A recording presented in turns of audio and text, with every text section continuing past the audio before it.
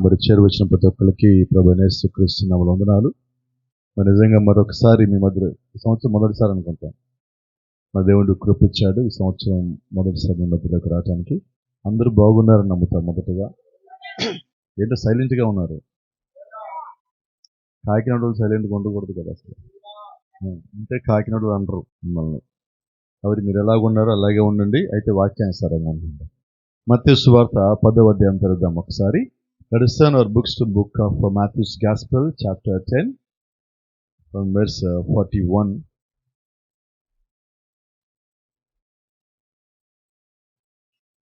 అయితే మరి ఇక్కడ దాకా నేను ఒక మెసేజ్ తీసుకొని వచ్చాను.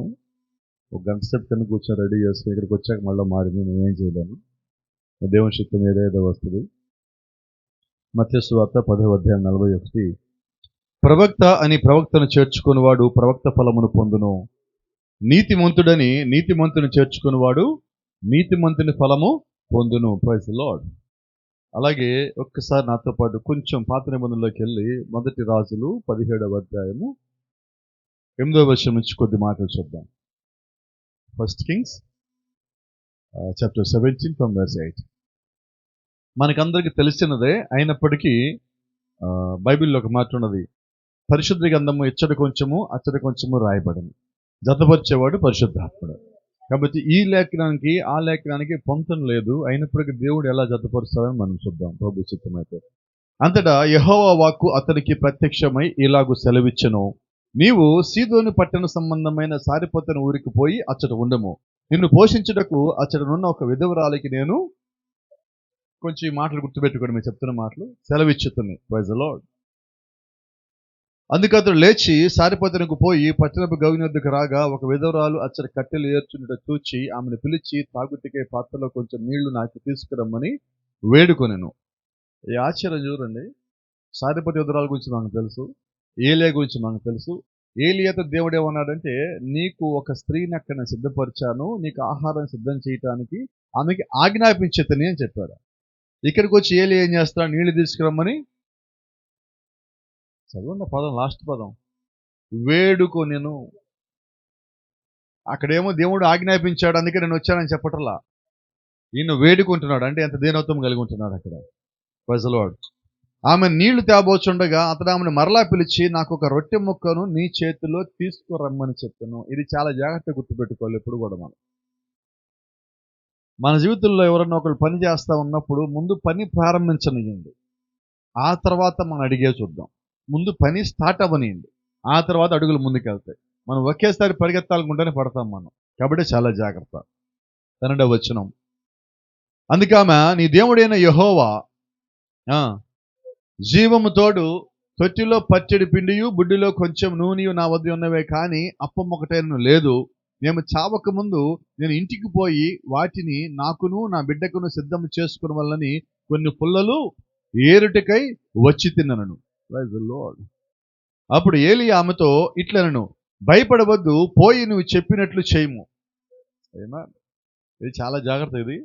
అయితే అందులో నాకు ఒక చిన్న అప్పం మొదట చేసి నా యొద్దకు తీసుకురమ్ము, ఆ తర్వాత నీకును నీ బిడ్డకును అప్పములు చేసుకును. అంతటితో ఆపలేదండి. తర్వాత ఏలియా ఒక మంచి మాట చెప్తున్నాడు. భూమి మీద యెహోవా వర్షము కురిపించు వరకు నీ తొట్టిలో ఉన్న పిండి తక్కువ కాదు, బుడ్డిలో నూనె అయిపోదని ఇశ్రాయేలు దేవుడైన యెహోవా సెలవిచ్చున్నాడనను. Praise the Lord. అంటే కేవలం నాకు మాత్రం ఇవ్వని చెప్పటల్లా, దాని వెనకాల దేవుడిచ్చిన వరము, వాగ్దానం కూడా ఆయన చెప్తూ ఉన్నాడు. ఆమేన్. కొంచెం ముందుకెళ్దాం అక్కడ. అంతటా ఆమె వెళ్ళి ఏలియా చెప్పిన మాట చొప్పున చేయగా అతడును ఆమెయు ఆమె ఇంటి వారును అనేక దినములు భోజనము చేయించు వచ్చింది. Praise the Lord. చదవబడిన వాక్యాన్ని ప్రభువైన దేవుడు దీవించి ఆయన ఈ సాయంకాల పూట తన బిడ్డలైన మనందరితో సూటిగా తేటగా స్పష్టముగా అర్థమగు రీతిలో మాట్లాడను గాక. ఆమేన్. God bless you. అందరూ కూర్చుందాం. Praise the Lord. ఒక సంగతి ఇక్కడ మనకు జ్ఞాపకం చేస్తున్నాను. దాదాపుగా మనకందరికీ ఇప్పుడు చెప్పబడిన లేఖనాలన్నీ తెలుసు. దీని గురించి ప్రత్యేకంగా చెప్పేదేమీ లేదు. అయితే లేఖనాలు మొత్తం మన ముందు ఉన్నప్పటికీ దాన్ని గ్రహించడానికి దేవుడు ఆయన కృప మనకి ఇవ్వాలి. ఆయన పరిశుద్ధాత్మ సహాయం మనకు చేయాలి. అంత మనకి చదువు ఉండొచ్చు, జ్ఞానం ఉండొచ్చు, శక్తి ఉండొచ్చు, బలం ఉండొచ్చు, అనుభవం కూడా ఉండొచ్చు. అయినప్పటికీ చూడండి, కడి వర్తమానం ఒక మాట చెప్తున్నది, ప్రత్యక్షత అంటే ఏంటో తెలుసా? మనకున్న జ్ఞానం కన్నా ఎక్కువ, మన ఆలోచన కన్నా ఎక్కువ, మన అనుభవం కన్నా ఎక్కువ, మన జీవితకాలం తెలుసుకునే దానికన్నా ఎక్కువ, దాని పేరు ప్రత్యక్షత. అది దేవుడు మనకి ఇచ్చినప్పుడు లేఖనం అదే అయినప్పటికీ ఇంకా లోతుగా అర్థమవుతుంది. ఎన్నడూ మనకి అర్థం కాని రీతిలో లేఖనం మనతో మాట్లాడాలంటే దేవుడు యొక్క బయలుపాటు మనకు కావాల్సిందే. కాబట్టి ఈ పూట మనం ఆశించాల్సింది కూడా ఒకటే, అది దేవుడి నుంచి మనకి రావాల్సిన బయలుపాటు ఇవ్వు ప్రభు అని అడుగుతున్నాం. లేక వినటానికన్నా ముందు మనం చేయాల్సిన ప్రార్థన అదే. లేక వినేటప్పుడు కూడా ప్రభు నీవు నాకు సహాయం చేసేది నాకు అర్థమవుతుంది, అంతే కదా. Praise the Lord. మరి ఈరోజు ప్రభు చిత్తం మీద ఒక చిన్న అంశము, మనకందరికీ బాగా పరిచయం ఉన్న పదాలు ఇవి. ఇదే అంశంగా తీసుకుందాం. ఏంటంటే అది ఎవరు చెప్పట్లేదు. ప్రవక్తను చేర్చుకున్న వారు, రైట్. ఇప్పుడు ప్రశ్న ఏంటంటే చేర్చుకోని వారు అదే చెప్తాను. ఇప్పుడు మళ్ళీ చదివేసుకున్నాం, చేర్చుకున్నారా ఫలం పొందుకుంటారని. చేర్చుకోకపోతే ఆ ఫలమును పొందుకోరు. కాబట్టి ఈరోజు నేనేం చేస్తున్నానంటే, ప్రభు చిత్తమైతే చేర్చుకుంటే ఏంటి ప్రయోజనము, చేర్చుకోకపోతే ఏం జరుగుతుంది, ఈ రెండు మనకు తెలిస్తే చేర్చుకోవాలి వద్ద అర్థమవుతుంది. చేర్చుకుంటే ఆ మేలు కూడా మనకు అర్థం కావాలి.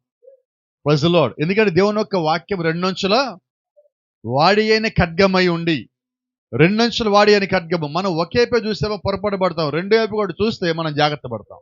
కాబట్టి ఈరోజు మనం చేయాల్సింది అదే. మనం సరిగా ఉంటే జాగ్రత్త పడేవారిగా మనం ఉండాలి. లేఖనం ఎప్పుడు మన దగ్గరికి వచ్చి జాగ్రత్త పడతాను. సరే, ఇప్పుడు ఒక లేఖనం మనం చదివి ఉన్నాం. మొదటి రాజుల్లో 17వ అధ్యాయంలో కొన్ని మాటలు మనం చదివి ఉన్నాం. ఇప్పుడు ఆ స్త్రీ ఏ పరిస్థితిలో ఉన్నది అక్కడమా? కరువు. ఆ ఇంట్లో ఒక్కింట్లోనే కరువు ఉన్నదా, ఎక్కడైనా ఉందా, ఊరంతా ఉన్నదా? ఎందుకు ఉన్నది ఊరంతా? ఎందుకు వర్షాలు పడలా? ఏలియా ఎందుకు శపించాడు? అది స్టోరీ. కారణం ఎవరు? ఏలియా కాదు. ఇప్పుడు ఆహాబ్ ఏంటంటే ఏలియాని తప్పు చూపిస్తున్నాడు. తప్పెవరిది? తప్పు ఆహాబుది. అయితే ఆహాబ్ ఏం చేస్తారంటే వాడి తప్పు వాడి మీద పెట్టుకోడు కాబట్టి ఏలియా మీద చూపించాలి, అంతేనా? ఇప్పుడు వాస్తవం గమనిస్తే పొరపాటు ఎక్కడి నుంచి బిగినది? ఆహాబు నుంచి బిగినది. మనం కూడా ఎక్కడి నుంచి బిగిన్ చేద్దాం ఇప్పుడు అర్థం కావడానికి. ఇక్కడి నుంచి వస్తే మనకి స్టోరీ అర్థమవుతుంది, లేకపోతే అర్థం కాదండి. లేఖనానికి పునాది మనకు కావాలి. అందుకని ఈ కాల వర్తమానికి ఒక మాట చెప్తాడు, నీకు ప్రకటన గ్రంథంలో ప్రశ్న వస్తే సమాధానం ఆదికాండం నుంచి రమ్మన్నాడు.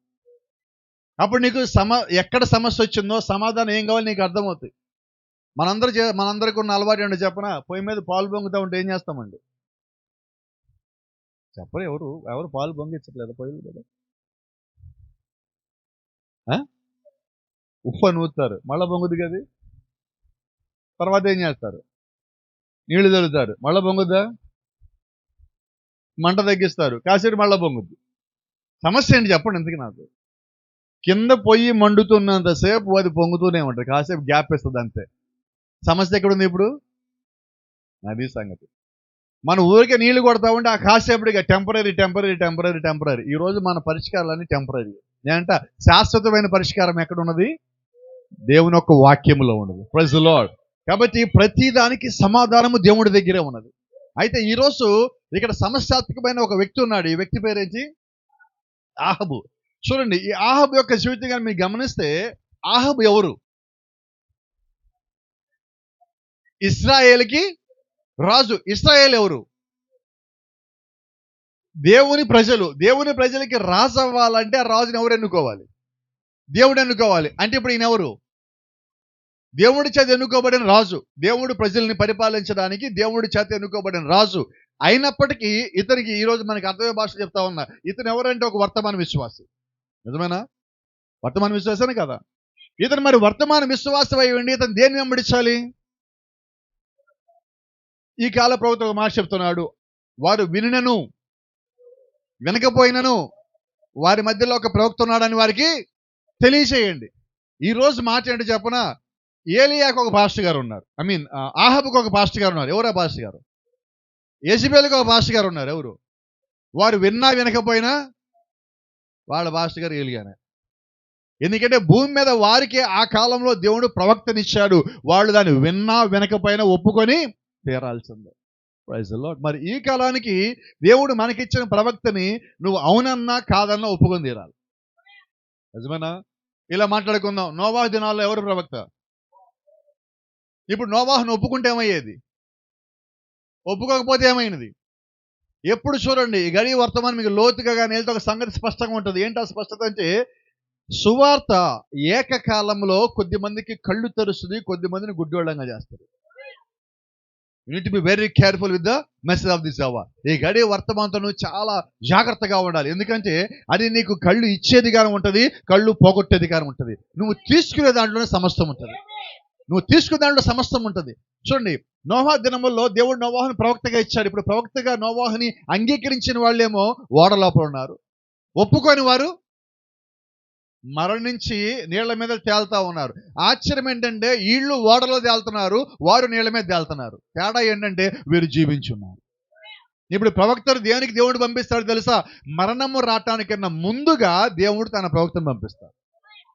మరణాన్ని పంపించడానికన్నా ముందుగా దేవుడు తన ప్రవక్తను పంపిస్తాడు. తీర్పు కన్నా ముందుగా దేవుడు తన ప్రవక్తను పంపిస్తాడు. ఎందుకని దేవుడు తన ప్రవక్తను పంపిస్తాడు తెలుసా? మరణము నుంచి మనల్ని తప్పించడానికి, అపరాధం నుంచి మనం తప్పించడానికి, తప్పులోంచి మనం తప్పించడానికి, పాపల నుంచి మనం తప్పించడానికి, తీర్పులోకి రాకుండా ఉండటానికి, మార్గం మీద మనకి తెలియచేయడానికి దేవుడు తన ప్రవక్తను మన కొరకు పంపించేవాడిగా ఉన్నాడు. దేవుని నామానికి మహిమ. అయితే ఇక్కడ ఈయన ఎవరంటే, ఈయన వర్తమాన విశ్వాసి అయినప్పటికీ దేవుడు ఈయనకి ఒక ప్రవక్తనిచ్చాడు. ప్రవక్తనిచ్చినప్పటికీ ఈయన ఏం చేయాలంటే, ప్రవక్తని సంప్రదించకుండా ఈయన పనులు ఈయన. గట్టిగా చెప్పరు ఎవరు? సరే, ఈయన ఎవరిని పెళ్లి చేసుకున్నాడు? గట్టిగా చెప్పరు ఎవరు? ఎవరు చెప్పరా? నాకెవరు? ఎవరిని పెళ్లి చేసుకోవాలి? ఎందుకంటే బైబిల్ చెప్తా ఉంది, ఒక గోత్రం నుంచి ఇంకో గోత్రం చేసుకోవద్దు అన్నాడు దేవుడు. ఏ గోత్రంలో ఆ గోత్రంలో చేసుకున్నాడు. ఇప్పుడు ఈయన ఎవరిని చేసుకోవాలా? చేసుకున్నాడా? ఎందుకు చేసుకోలేదు చెప్పండి? ఒకటి అందం, రెండు కాదు కాదు కాదు కాదు చాలా జాగ్రత్త. ఇక్కడ ఈయన అందం కొరకు చేసుకోలేదు, డబ్బు కొరకు చేసుకోలేదు, అధికారం కొరకు చేసుకున్నాడు. అధికారం కొరకు చేసుకుంది. నిజమేనా? ఎందుకంటే అప్పటికి యెజబెలు అనేక మంది ప్రవక్తలు, బయలు ప్రవక్తలు కలిగి ఉన్నది. ప్రతి చోట ఆమెకు గుళ్ళు, గోపురాలు, ఆమె సామ్రాజ్యం చాలా ఉన్నది. ఆమెను కూడా కలుపుకుంటే ఈయన సామ్రాజ్యము డిస్టర్బెన్స్ లేకుండా పదిలంగా ఉంటుంది కదా అని చెప్పి సొంత ఆలోచన చేశారు. అంతేనా? అసలు సంగతి చెప్పొచ్చా? ఇప్పుడు అసలు ఈయన రాజుగా ఎన్నుకున్నది ఎవరు? ఎవరు నమ్ముకోవాలి? ఇప్పుడు ఎన్నుకున్న దేవుణ్ణి నువ్వు నమ్ముకుంటే నువ్వు దీవించబడతావు. ఇప్పుడు వాస్తవంగా మనకందరికి అర్థమయ్యే భాష మాట్లాడితే, ఇతనికి ఇచ్చిన జన్మ హక్కుని ఈయన అమ్మేసుకున్నాడు. ఏశావులాగా అమ్మేసుకున్నాడు. దేవుడిచ్చిన హక్కుని మనం అమ్ముకోవటం కాదండి, దాన్ని నమ్ముకోవలసి ఉన్నాం. నువ్వు వాక్యాన్ని నమ్మవలసి ఉన్నావు, దానికి లోబడవలసి ఉన్నావు. అయితే ఈయన యొక్క పరిస్థితిని చెప్పనా? ఏలియా కనబడ్డప్పుడు, ప్రైజ్ లార్డ్ పాస్టర్ గారు నేను వర్తమాన విశ్వాసం అంటున్నాడు. యెజబెలు కనిపించినప్పుడు ఏం చేస్తున్నాడు? అదే ఏలియా దగ్గర ఉండాల్సిన ప్రవక్తలని చంపుతూ ఉన్నాడు. ఇప్పుడు ఈయన భాషలో, బైబిల్ భాషలో ఈయనకి ఒక పేరు ఉండదు. ఏంటంటే ఈయనకి పెట్టిన పేరేంటో తెలుసా? సరిహద్దు విశ్వాసి. ఏ విశ్వాసి? సరిహద్దు విశ్వాసం మనకి ఎవడు అర్థం కాదు. మనకు అర్థమైన భాష మాట్లాడుకుందాం. గోపి అంటారు తెలుసు మీకు? కనబడరండి, ఎవరు చెప్పరా నాకు? మీ ఊళ్ళో అనరు ఎవరు? గోపి అంటే ఏంటి? గోడ మీద ఎడుదూకుద్ది. ఇది ఆహబు. యెజబెలు పక్కన ఉండే నువ్వే నా సమస్తం అంటాడు. ఏలియా కనిపిస్తే నేను నిన్నే వెంబడిస్తాను అంటాడు. ఈరోజు ఈ భూమి మీద ఈ కాలంలో మనము కూడా అలాగే ఉంది. కొన్నిసార్లు లోకాన్ని వెంబడిస్తున్నాం, కొన్నిసార్లు వాక్యాన్ని వెంబడిస్తున్నాం. పూర్తిగా లోకాన్ని వెంబడించట్లా, పూర్తిగా వాక్యాన్ని వెంబడించట్లా. అందుకని ప్రత్యేకించి లౌదీక సంఘకాలాన్ని దేవుడు ఒక మాట అన్నాడు, నువ్వు వెచ్చగా ఉండిన మేలు, నువ్వు చల్లగా ఉండిన మేలు. నువ్వు వెచ్చగా లేవు, చల్లగా లేవు కాబట్టి నిన్ను నా నోట నుండి ఉమ్మివేయ ఉద్దేశించున్నా, అంటే నా నోట్లోంచి ఉమ్మేస్తానంటున్నాడు. అయితే అక్కడ ఒక చిన్న రహస్యం కూడా ఉన్నది. ఆయన ఒక క్లారిటీ ఇచ్చాడు మనకి. నిన్ను ఉమ్మేస్తానన్నాడు, ఇంకా వేయలా, అంటే నువ్వు లోపలే ఉన్నావు. అది వార్నింగ్. కాబట్టి ఇప్పుడు నేను జాగ్రత్త పడితే ఆయన దగ్గర ఉండగలుగుతా. నేను జాగ్రత్త పడలేదా ఆయన నుంచి బయటికి వెళ్ళిపోతా. ఆయన నుంచి బయటికి వెళ్ళామా ఇక తీర్పే. బైబిల్ స్పష్టంగా చెప్పలేదా?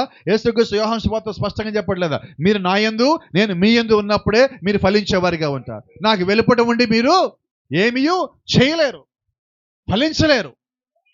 కాబట్టి చాలా స్పష్టంగా దేవుడు తన వాక్యాన్ని సెలవిస్తున్నాడు. ఆయన ఇంకో మాట అన్నాడు, ఆయన 5 రకాల పరిచయం పంపిస్తా, అపోస్తలుని పంపిస్తా ఒక మాట అంటున్నాడు, మిమ్మల్ని చేర్చుకునేవాడు నన్ను చేర్చుకున్నట్టే. ఇప్పుడు మనం ఎవరిని చేర్చుకుంటున్నాము?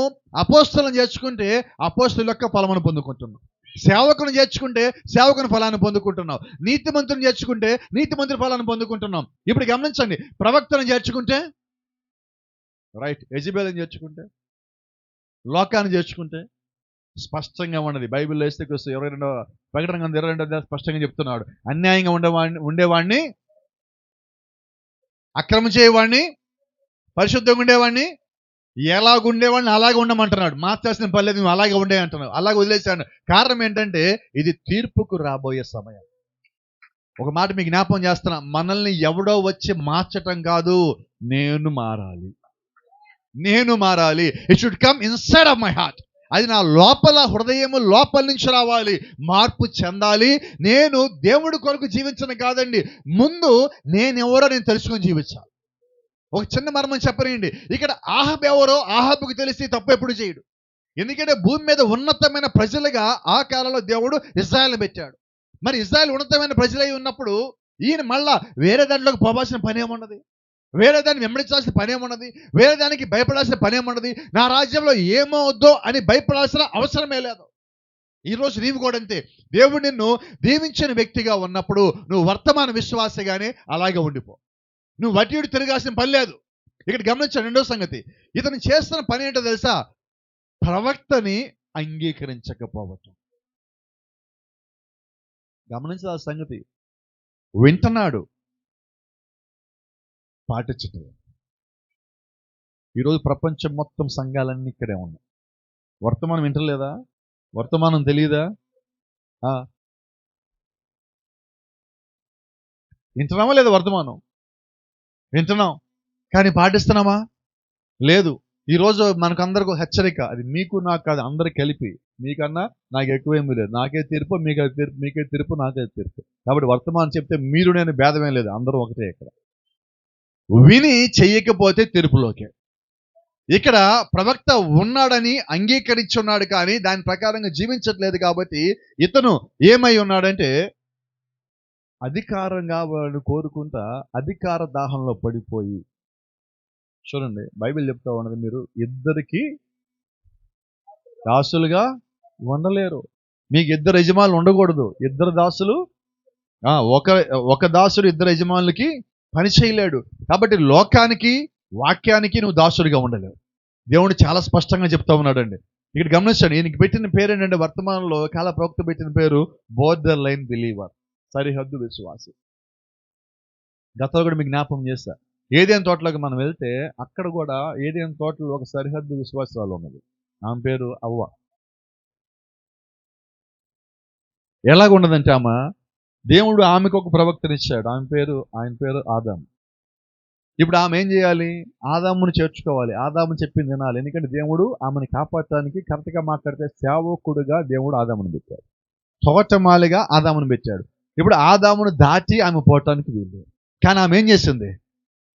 దాటిపోయిందంటే అర్థం ఏంటి? చేర్చుకున్నదా? చేర్చుకోవాలా. ప్రతిఫలం ఏమొచ్చింది?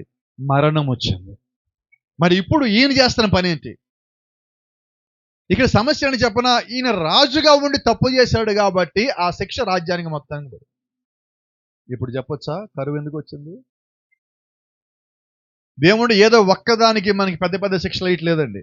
ఆయన ఒకసారి నువ్వు తప్పు చేస్తే సరి చేసుకోవడానికి నీకు మళ్ళీ అవకాశం ఇస్తాడు. నువ్వు మళ్ళా కూడా సరి చేసుకోకపోతే అప్పుడు సమస్యలు పెరుగుతాయి. అంతేనా? సౌలు ఎన్ని తప్పులు చేశాడు? 1, 2? ఒకటి చేయగానే సరి చేసుకున్నాడా? దాన్ని సమర్థించుకోవడం కోసం రెండోది చేశాడు, దాన్ని సమర్థించుకోవడం ఇంకోటి చేశాడు, ఇంకోటి. అలా లాస్ట్కి ఎక్కడికి పోయినదంటే దేవుడు వద్దు అనే పని చేసేదాకా వచ్చాడు. ఎవరి దగ్గరికి వెళ్ళాడు లాస్ట్కి? ఏ సౌలైతే కన్న పిశాచలు, ఆ సోదెగాండ్రు ఎవరైతే ఉన్నారో, చిల్లంగితనం చేసేవాళ్ళు ఉన్నారో వాళ్ళని బయటికి గెంటేశాడో, ఈయన ఎత్తుకుంటూ వాళ్ళ దగ్గరికి పోయాడు. అప్పటికి కూడా దేవుడి దగ్గర రావాలనుకోవాలి. అప్పటికి కూడా ప్రభువా నన్ను క్షమించు అని అనటానికి రాలా. కాబట్టి ఈరోజు నేనేమంటానంటే, మన హృదయాలు కఠినం చేసుకోవద్దు. హృదయాలు కఠినం చేసుకోవద్దు. మన దగ్గర తప్పు ఉన్నదా, ఆ దోషం ఉందా, ముందు దేవుడి దగ్గరికి పోదాం. మనుషుల దగ్గరికి ఎప్పటికైనా పోవచ్చు, ముందు దేవుడి దగ్గరికి పోదాం. దేవుడి దగ్గర సమాధాన పడ్డావా, నువ్వు దీవించబడతావు. ఇప్పుడు సౌలుని దేవుడు అభిషేకించాడు, ప్రవక్తను పంపించి అభిషేకించింది సౌలుని రాజుగా పెట్టడానికే కదా. కానీ సౌలుని పెట్టినప్పటికీ సౌలు ఆగాడా, లోబడ్డాడా? లేదండి. కాబట్టి గమనించండి, ఒకసారి మనకి అధికారం వచ్చినప్పుడు, ఒకసారి కొన్ని సంగతులు మనము లోబడిన తర్వాత దేవునికి మనం దూరం అవటం బిగిన్ అవుతాం. ఎప్పుడైతే దేవుడికి మనం దూరం అయ్యామో క్రమక్రమంగా ఏమవుతుందో తెలుసా, మన ఆలోచనలు మారుతాయి, పద్ధతులు మారుతాయి, క్రియలు మారుతాయి. మన జీవితం దేవుడికి దూరం అవుతున్న తర్వాత ప్రార్థనకు దూరం అవుతాం, సంఘానికి దూరం అవుతాం, ఆరాధనకు దూరం అవుతాం, సంతోషానికి దూరం అవుతాం.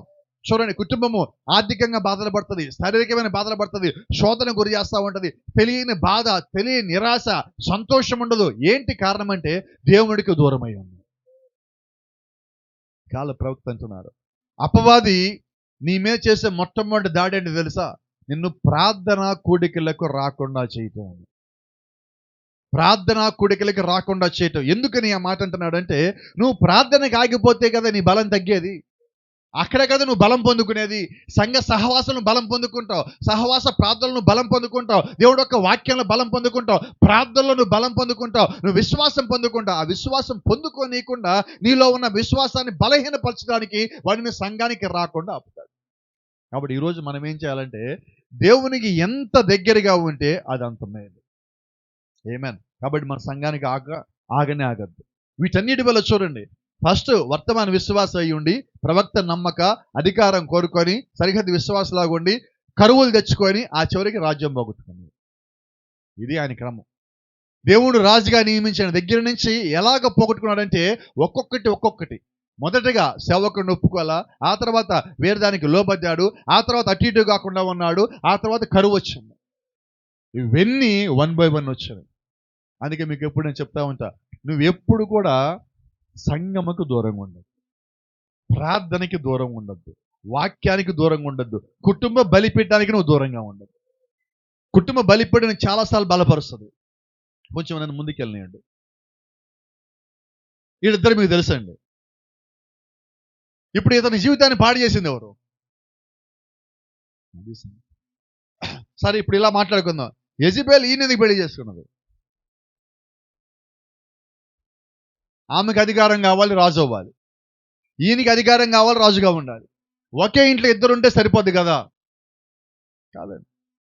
ఈయన దేవుని సంబంధి, దేవుని యొక్క సంతానం పుట్టినోడు, కానీ దెయ్యానికి లోబడ్డాడు, అపవాదికి లోబడ్డాడు, తప్పుకు లోబడ్డాడు, మోసానికి లోబడ్డాడు, దేవుడికి వ్యతిరేకమైన దానికి లోబడ్డాడు. మరి ఇప్పుడు ఈయనెవడు? అంతేనా? కొన్నిసార్లు నువ్వు వాక్యం దాటిపోయినప్పుడు నువ్వు బాప్తిజం పొంది ఉండొచ్చు, వర్తమానం నమ్ముండొచ్చు, ఏ కాలానికి ఒక ప్రవక్త ఉన్నాడని చెప్పుకోవచ్చు, ఏమైనా చెప్పొచ్చు. అయితే నువ్వు వాక్యాన్ని దాటిపోయినప్పుడు నీవు కూడా పాపంలో పడ్డట్టు. చాలా జాగ్రత్త. నేను వర్తమానము కలిగి ఉన్నానని చెప్పుకోవటం వేరు, వర్తమాన క్రమంలో జీవించటం వేరు. ఈరోజు మనం ఎల్లాగా తయారయ్యామంటే చాలా చోట్ల గమనిస్తున్నాం, నేను వర్తమాన విశ్వాసాన్ని చెప్పుకుంటున్నాం.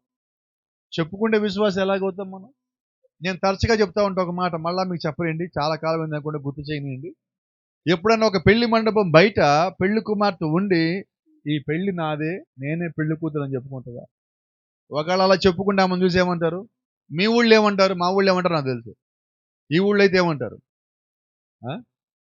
మా ఊళ్ళో అయితే పిచ్చిది అంటారు, ఇక్కడ ఏమంటారు? అంతే అంటారా? కోపం రాదుగా.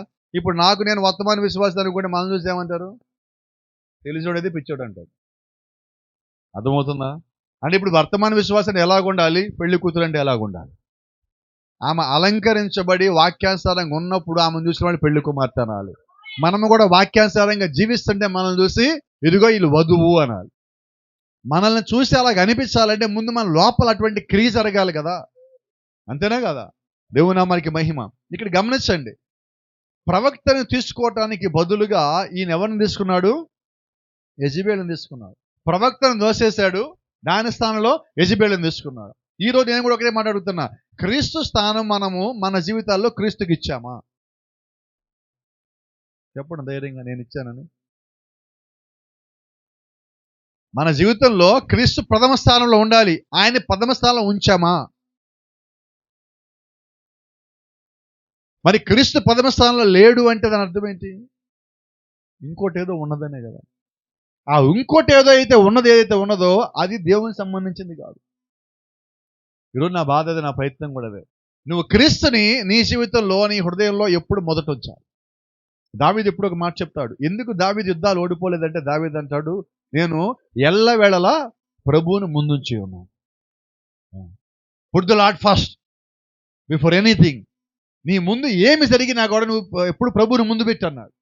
మీరు గమనించండి, గొల్లియాతు దగ్గరికి యుద్ధానికి వెళ్ళినప్పుడు దావీదు ఏం చెప్పాడు?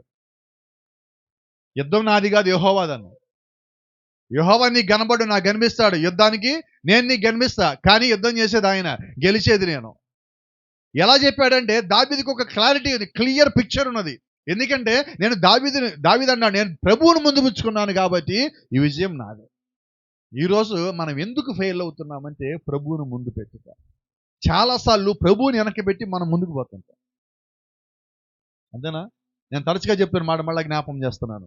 చాలాసార్లు ఈరోజు మనం కొన్ని పనుల మీద బయటికి వెళ్తున్నప్పుడు ఎట్లా చేస్తున్నామంటే, ప్రభువా నేను ఈ పని మీద వెళ్తున్నా, ఈ పని ఎలాగైనా అయిపోవాలి ప్రభువా, అంతే కదా ప్రార్థన మంది.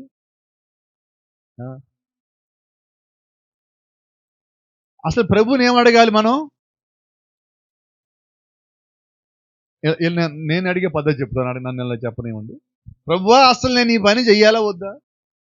నా ఆలోచన వచ్చింది, ఇది నేను చెయ్యాలా వద్దా? నేను చెయ్యాలనుకుంటే ముందు నడిపించి, అదే ఇక్కడ ఆపే ప్రభు అని అడుగుతాను నేను. ప్రైజ్లో సౌత్ ఆఫ్రికాకి వీసా అప్లై చేయడానికి బెంగళూరులో కూడా వెళ్ళినా, కూర్చున్నా, లోపలికి వెళ్ళాక వీసాకి అప్లై చేయడానికి ఒక ప్రార్థన చేస్తున్నా, ప్రభా ఇక్కడ దాకైతే వచ్చాను కానీ ఇది నా బలవంతంగా వచ్చేసా. ఒకవేళ నేను నిజంగా అక్కడికి వెళ్ళాలి అనుకుంటే, ఈరోజు ఇక్కడ సంబంధించిన డాక్యుమెంట్స్ అన్నీ నా దగ్గర చేతిలో ఉంటే, నేను లోపలికి వెళ్ళిన తర్వాత అన్నీ సరిపోయింది అనుకుంటే నువ్వు నన్ను పంపించినాడు, లేదంటే తిరిగి వెళ్ళిపోతాను. నేను ప్రైజ్లో అన్నీ సబ్మిట్ చేసి అక్కడి నుంచి వచ్చింది. అదే మాట చెప్తా ఉన్నా, ఒక చోటకి మీరు వెళ్ళినప్పుడు నిజంగా ప్రభువు నడిపించాలని కోరుకుంటే ఆగండి, ఫస్ట్ ప్రార్థన చేయండి. ఇది ప్రభువా నీ చిత్తమా కాదని అడగండి. ఆయన చిత్తం అయితేనే అడుగు ముందుకు వేయండి, లేదంటే ఎంత మంచిదైనా ఆగిపోండి. ధైర్యంగా మీకు మాట చెప్తా, ఖచ్చితంగా అప్పుడు నువ్వు దీవించబడుతుంది. ఖచ్చితంగా నువ్వు ఊహించిన దానికన్నా ఎక్కువ దీవించబడుతుంది, ఊహించిన దానికన్నా. ఇప్పుడు ఒకవేళ ఇతను ఆమెను పెళ్లి చేసుకోవడానికన్నా ముందు ప్రభువా నేను అసలు ఈమెని పెళ్లి చేసుకోవాలి వద్దని అడుగుంటే దేవుడు చేసుకోమని చెప్పేవాడా? చెప్పడు. ఎందుకో చెప్పనా? ఆమె వల్ల ఇతను చనిపోవాలి. రెండోది, ఈయన వల్ల ఆమె చనిపోవాలి. బైబిల్ చదివారా మీరు? కరెక్ట్గా చదివితే మీకు ఇద్దరు స్టోరీ అర్థమైపోయింది. ఇలా మాట్లాడుకుందాం, నిజం చెప్పండి, ఇప్పుడు వీళ్ళిద్దరు దేవుడు ఒక ఎన్నికలో ఉన్నారా లేరా? లేదు. కాబట్టి ఎప్పుడు మన సొంత చిత్తం కోసం పని చేసినట్లయితే మనము దేవుని చిత్తంలో లేనట్టు. నువ్వు దేవుని చిత్తాన్ని నమ్మి వెంబడిస్తున్నావా, నీ లోపల సొంత చిత్తము పని చెయ్యలేదు. దేవుని నామానికి మహిమ కలుగును గాక. ఇంకొంచెం మీకు అర్థమవడం కోసం చెప్తా ఉన్నా. మీరు బైబిల్ కానీ గమనించినట్లయితే, బైబిల్ మొత్తంలో అత్యంత చెడిపోయిన రాజు ఎవరంటే బైబిల్ ఈయన పేరే ఉన్నది. అవునా కదా? ఒకసారి చూద్దాం. మనకి ఏదైనా బైబిల్ చెప్పాలి కదా.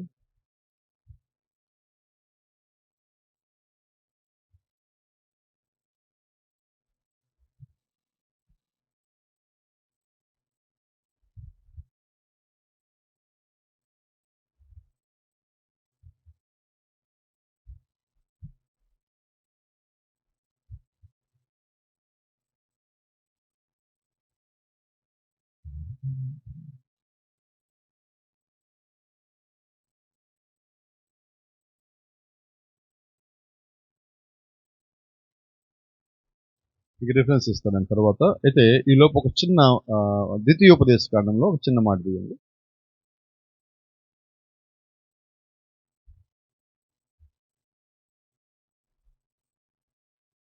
చూద్దాం. ఈ లోపు మొదటి రాజులు 16వ అధ్యాయం 30 వచనం.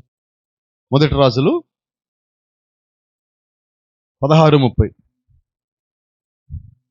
ఒమ్రి కుమారుడైన ఆహబు తన పూర్వీకులందరినీ మించునంతగా యెహోవా దృష్టికి ఏం చేశాడు?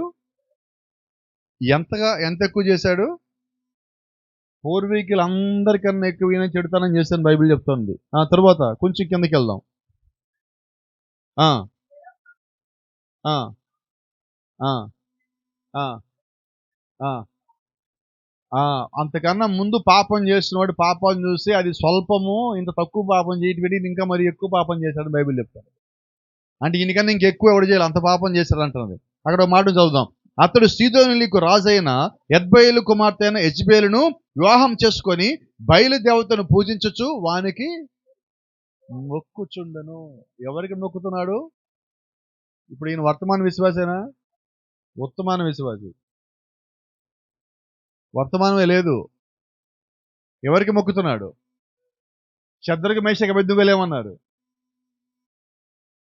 మా ప్రాణం పోయినా మేము మొక్కే ప్రసక్తి లేదు రాజా, మా క్లారిటీ ఉంది, క్లారిటీ ఉందని అడిగారు. మరి ఇప్పుడు ఈయన క్లారిటీ ఉందా? లేదు.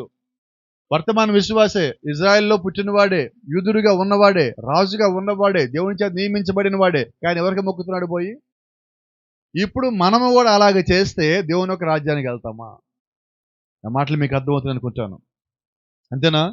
చూడండి, తర్వాత 33వ వచనం కూడా చదవమ్మా. మరియు ఆహబు దేవతా స్తంభం ఒకటి నిలిపెను. ఈ ప్రకారం ఆహబు తన పూర్వీకులైన ఇజ్రాయెల్ రాజులు అందరికంటే ఎక్కువగా పాపము చేసి ఇజ్రాయెల్ దేవుడైన యెహోవాకు రైట్. ఇప్పుడు మనం పోయి దేనికైనా మొక్కి దేనికైనా దండం పెట్టి చేస్తే ఇప్పుడు దేవుడికి మనం ప్రేమ కలిగిస్తున్నామా, కోపం కలిగిస్తున్నామా? మరి కోపం వస్తే దేవుడు ఏం చేస్తాడు? ఆహాబు జీవితం మన కళ్ళ ముందు కనిపిస్తుంది. బైబిల్ చెప్తా ఉంది, is the most wicked king. అందరికన్నా అత్యంత చెడిపోయిన రాజు ఎవడంటే బైబిల్లో ఆహాబును దేవుడు ఆయన గ్రంథంలో రాయించాడు. ఎందుకంటే దేవుడికి ఇతను వ్యతిరేకమై ఉన్నాడు. ఇంకొక మాట కొంచెం మీకు ఇందా చెప్పినట్టు ద్వితీయోపదేశం కాడికి ఒకసారి మనం వెళ్దాం. ఈ సంగతులు అందరూ మనం గుర్తుపెట్టుకోవాలని నేను చెప్తా ఉన్నా. ఇది దినవృత్తాంతం, 2వ దినవృత్తాంతంలో 33:6. 2వ దినవృత్తాంతములు 33:6. బెన్ హిన్నోము లోయనందు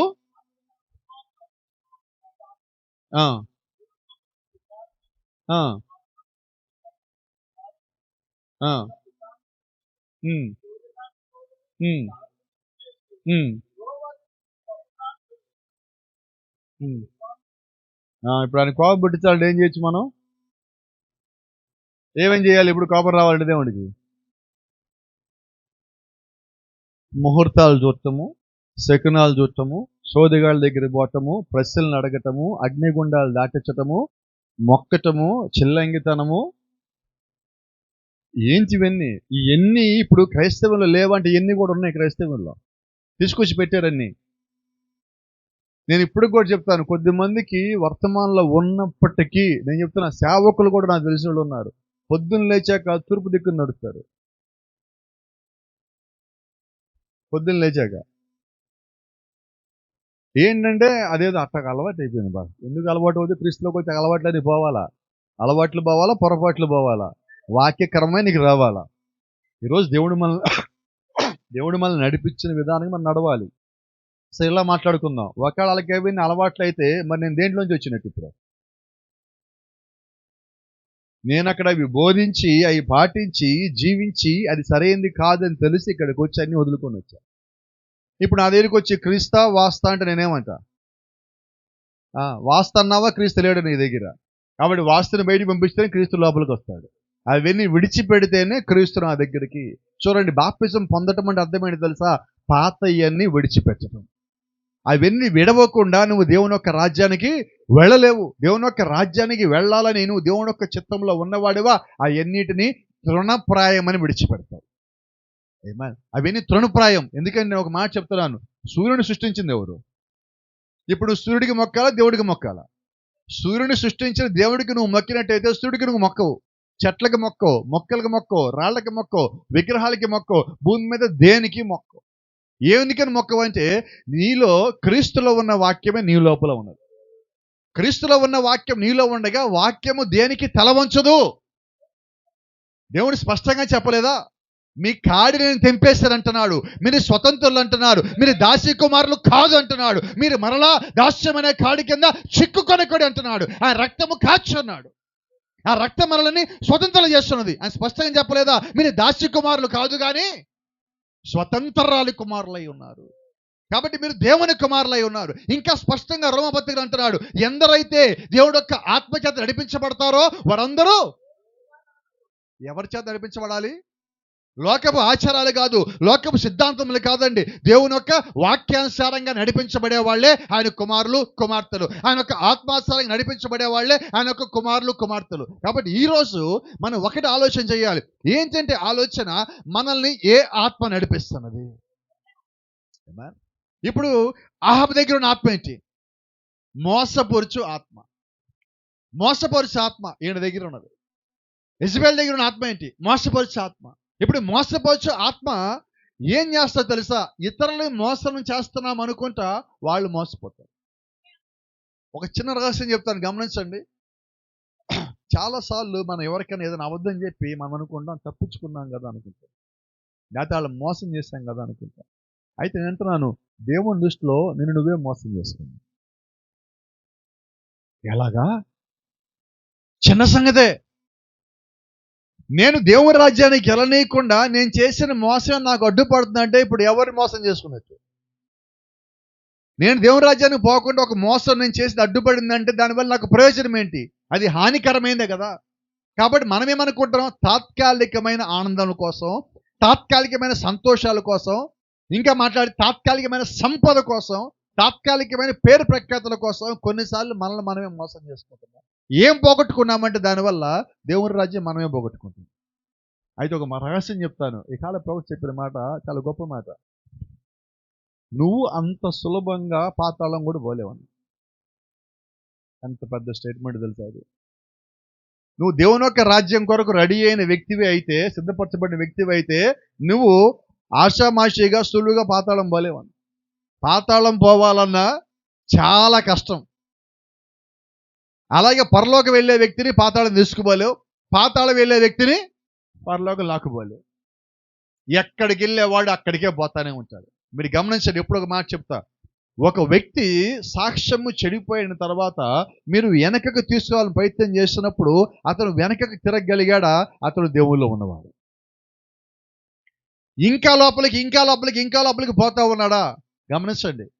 మీకు అందరూ తెలుసు, మీకే బాగా తెలుసు, మిగతా వాళ్ళకన్నా కూడా. నదిలోనో సముద్రంలోనూ మునిగిపోయే వ్యక్తిని కాపాడాలనుకుంటే వాడు ఏం చేస్తాడు? మీకు తెలీదా?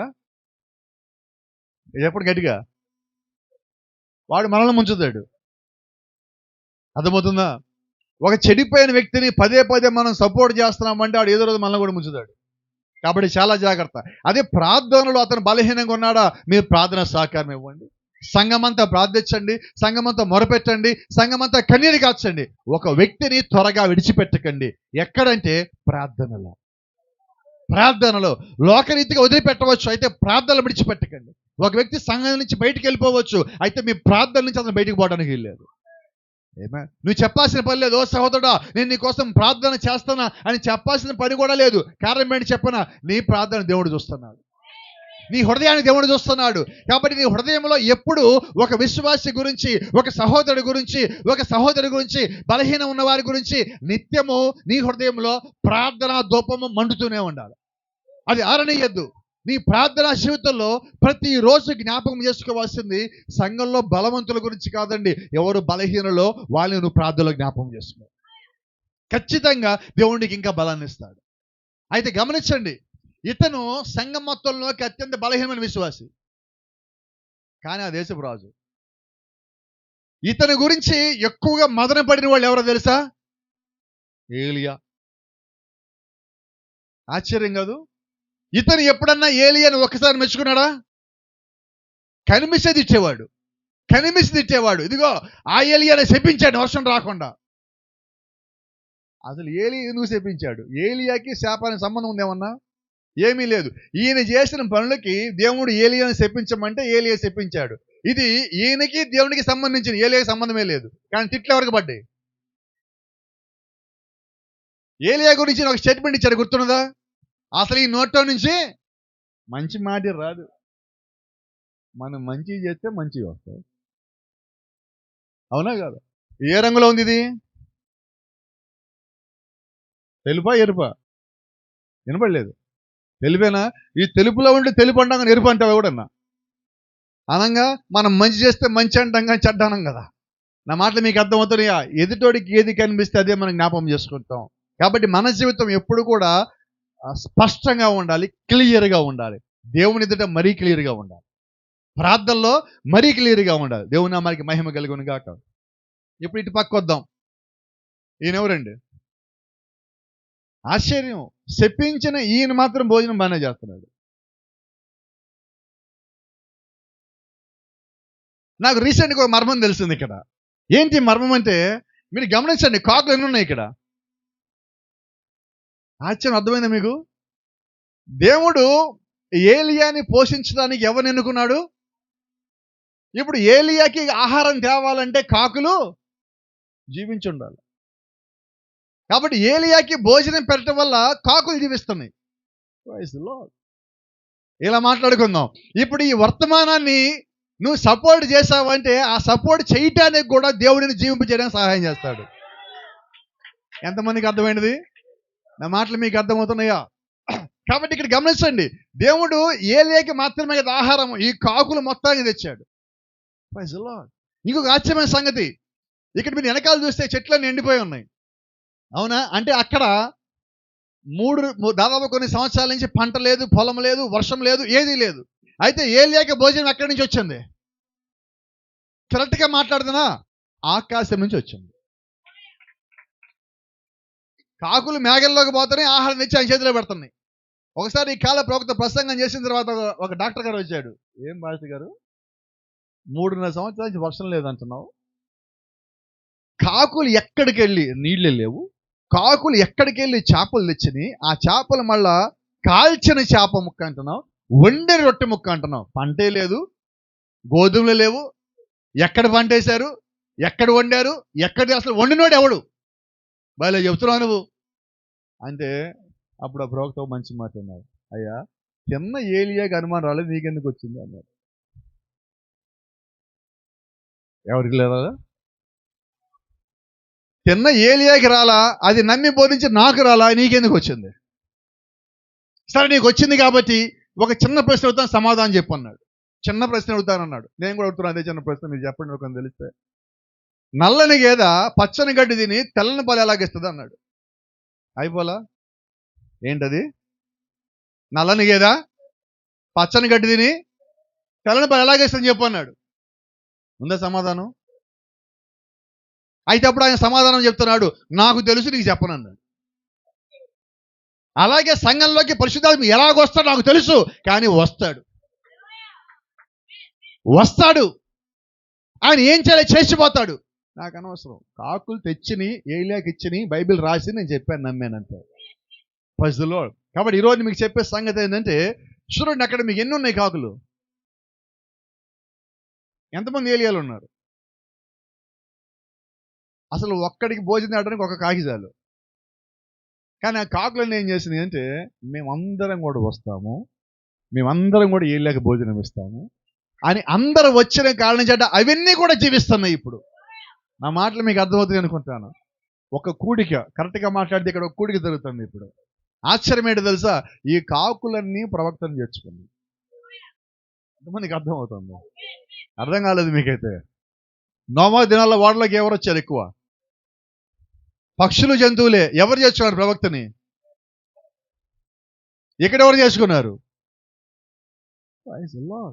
అంటే మీరు గమనించండి, దేవుడు ఒక్క మాటకి లోబడి పక్షులు లోబడుతున్నాయి, ప్రవక్తను చేసుకుంటున్నాయి, జంతువులు లోబడుతున్నాయి, ప్రవక్తను చేసుకుంటున్నాయి. మీకు తెలుసా, యోనా కూడా బైబిల్లో ప్రవక్తే కదా. యోనాని మింగి ఒడ్డుకు తీసుకొచ్చిన వెహికల్ పేరేంటి? వినపడలేదండి? వినపడలా? మీకు అర్థం కాలేదైతే.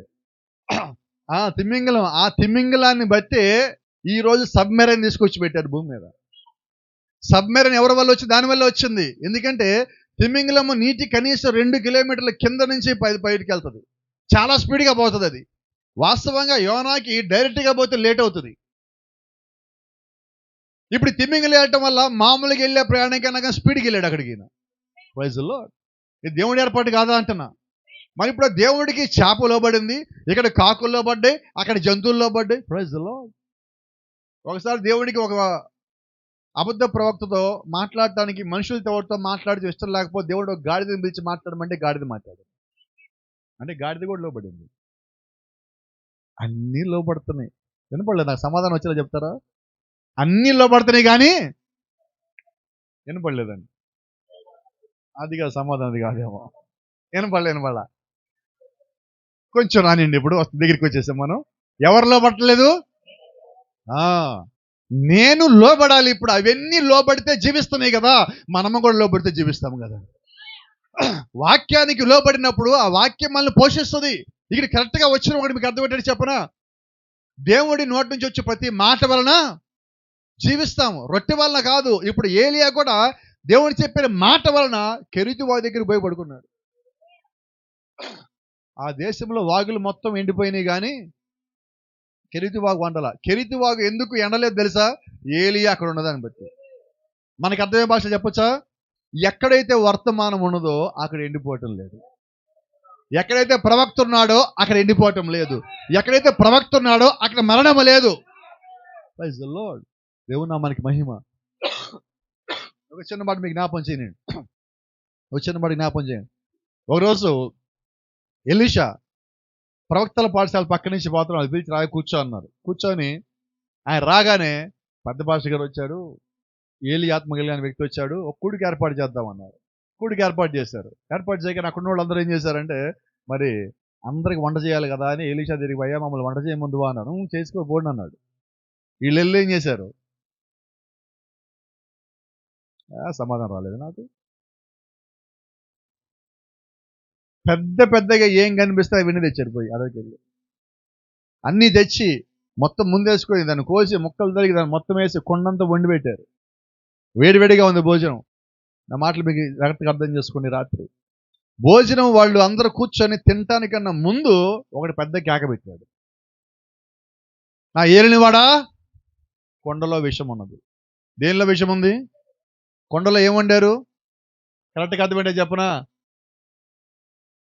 వర్తమానం కలుషితమైపోయింది, వాక్యము కలుషితమైపోయింది, సంఘమంతా కలుషితమైపోయింది. అప్పటికి దేవుని ప్రవక్త అక్కడికి వచ్చున్నారు. ఇదే ఏలియాలో ఉన్న ఆత్మ ఆయనలో ఉన్నది. అప్పుడు ఆయన చేసిన పని అంటే తెలుసా? ఒక గుప్పెడి పిండి తీసుకురండి అన్నాడు. గుప్పెడి పిండి. కరెక్ట్గా మాట ప్రవక్త అంటాడు, గుప్పెడి క్రీస్తుని అక్కడికి వెళ్ళిపోయాడు.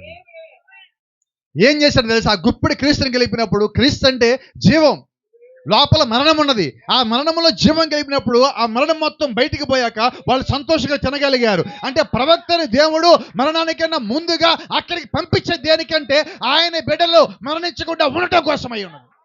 కాబట్టి ఈ రోజు దేవుడు ఎందుకు మనకి వర్తమానం ఇచ్చాడంటే, మరణం మనం తాకడానికన్నా ముందుగానే దేవుడు మనకి వర్తమానం ఇచ్చాడు. దాంతోపాటు జీవం ఇచ్చాడు. ఈ జీవం మన లోపలికి వచ్చాక మరణము మనం దాటిపోవాల్సి ఉన్నది. Praise the Lord. దేవుని నామానికి మహిమ, ఘనత, ప్రభావం కలుగును గాక. రైట్. ఇప్పుడు ఇంతకీ ఏలియాకి భోజనం తెచ్చింది ఎవరు? దేవుడు ఆ కాకులను వాడుకుంటా ఉన్నాడు. కరెక్ట్గా గమనించండి. బురు కెరీత్ అంటే ఇది కెరీతు వాగు. ఈ వాగు నీటి ఆధారంగా వచ్చే వాగు. మీకు తెలుసు వాగులు అంటే ఎలాగొస్తాయో. నీటి ఆధారం అంటే వర్షాధారంగా వచ్చేదాన్ని వాగు అంటాం. ఇప్పుడు వాగు ఉన్నది, వర్షం లేదు. Praise the lord.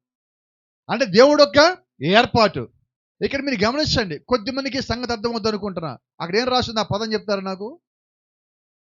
రేవన్స్. ఏంటి రేవన్ అంటే?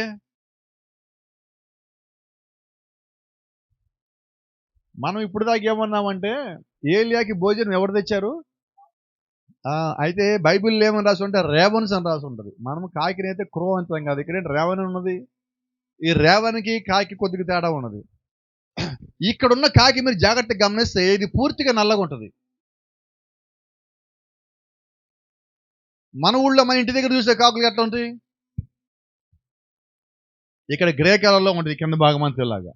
కానీ ఇక్కడ దీన్ని రేవన్స్ అంటారు, పూర్తిగా నలిపిది. Praise the Lord. అంటే దేవుడు ప్రత్యేకంగా కాకుల్లో ఒక ప్రత్యేకమైన జాతిని మాత్రమే ఏలియాకి భోజనం తీసుకురావడానికి వాడాడు. అంటే దేవుడికి ఎంత క్లారిటీ ఉన్నది. ఇలా మాట్లాడుకుందాం. దేవుడు ఏదైనా తోటలో అన్ని జంతువులను సృష్టించినప్పుడు, పక్షులను సృష్టించినప్పుడే ఏలియా కొరకు భోజనం తేటానికి ఒక ప్రత్యేకమైన జాతిని కూడా సృష్టించాడు అంటున్నాను. అంతేనా?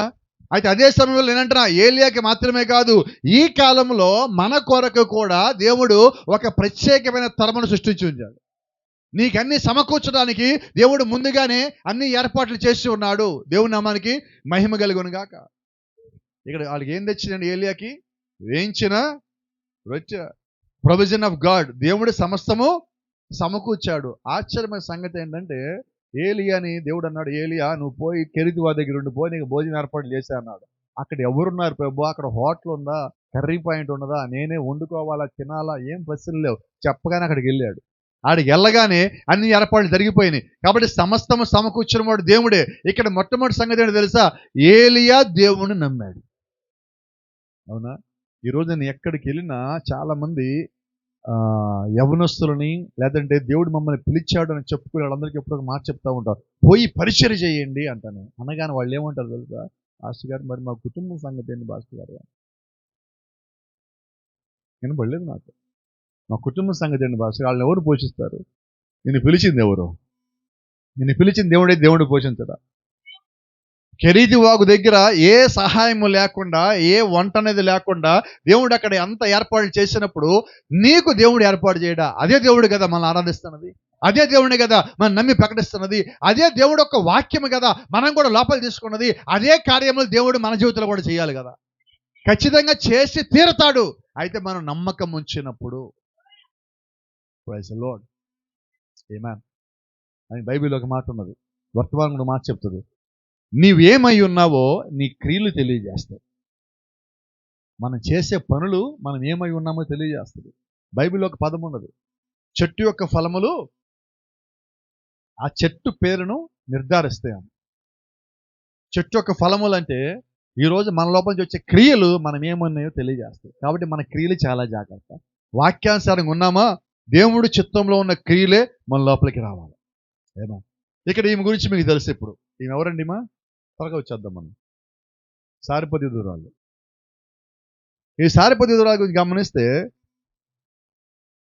దేవుడు ఏం చెప్పాడు ఏలియా దగ్గరతో? ఏలియా నీ కొరకు భోజనం సిద్ధపరచమని సారిపతిలోని ఒక విధురాలకు ఆజ్ఞాపించి తిని. రెండు సంగతులు మీకు అర్థం అవ్వాలా. ఆమెకు ఆల్రెడీ చెప్పాను అని దేవుడు ఏలియా చెప్తున్నాడు. నిన్ను పోషించుటకు నేను సెలవిచ్చాను, ఆజ్ఞాపించాను ఆమెకి. కాబట్టి ఆమెకి చెప్పేశాను, ఇప్పుడు నీకు చెప్తున్నా అంటే ముందు ఎవరు చెప్పాడు? సరే, ఇక్కడ ఏం పరిస్థితి అండి? ఆర్థిక పరిస్థితి. ఒక్క పూట భోజనం ఇంట్లో ఉన్నది, అది తిని చనిపోదాం అనుకున్నది. ఇప్పుడు దేవుడు ఎవరికి ఆజ్ఞాపించాడు? అర్థమైనడికి అర్థమైన చేసుకోవచ్చు. ఇక్కడ ఆశ్చర్యం చూడండి. కాల ప్రవక్త అన్నాడు, she had been chosen to entertain God's prophet. ఆమె దేవుడు యొక్క ప్రవక్తకు సమస్తము సమకూర్చడానికి ఎన్నిక చేయబడినది. రెండో మాట, she was a gentile not a Jew. ఆమె అన్ని జనురాలు అన్న, యూదురాలు కాదు. Praise the Lord. ఇప్పుడు ఏలియా ఎవరు? తిష్బీయుడు, ఇజ్రాయెల్కి ఆయన ప్రవక్త. కానీ భోజనం ఏర్పాటు ఎక్కడ చేశాడు? అంతకుముందు కాకులు, అవి కూడా అన్నిలే కదా. ఇజ్రాయెల్ కాని వాళ్ళందరూ అన్నిలే, మరి కాకులు అన్నిలే. సారిపతి ఎదురాలు, షూనేమీరాలు, సురేఫెనికే స్త్రీ, మనము, నేను, మీరు. ఇప్పుడు దేవుడు ఎక్కడ ఏర్పాటు చేశాడు? యూదుల కన్నా కూడా ఎక్కువ వాక్యం ఇప్పుడు మన దగ్గరే ఉన్నది. కరెక్ట్గా మాట్లాడితే ఇప్పుడు ఆ ప్రవక్తను పోషించింది కూడా అన్నిలే. నిజమేనా కదా? సరే, రూత్ ఎవరు? బోయాజ్ ఎవరు? మాటలు అర్థమవుతున్నాయా? మీరు ఎక్కడ బైబిల్ మొత్తం తీసుకోరండి, ఇక్కడ దాకా మీకు అందరం చూపిస్తా. యోసేపు భార్య ఎవరు? అసలు ఆమె ఎవరు? అన్యురాలు. ఈరోజు యేసుక్రీస్తు వధువు ఎవరు? అన్యురాలు. మీరు గమనించండి, క్రీస్తు ఎక్కడ చూసినా కూడా అన్యురాళ్ళకి ఎక్కడ ఇవ్వాలో అక్కడ ప్రాధాన్యత ఇస్తానే ఉన్నాడు. నువ్వు గుర్తించడంలో ఫెయిల్ అవుతున్నావు. ఆయన నిన్ను గుర్తించకపోవడమే లేదు, 10 సార్లు గుర్తిస్తున్నాడు. ఇప్పుడు ఇంకో మాట చెప్తుంది, గమనించండి.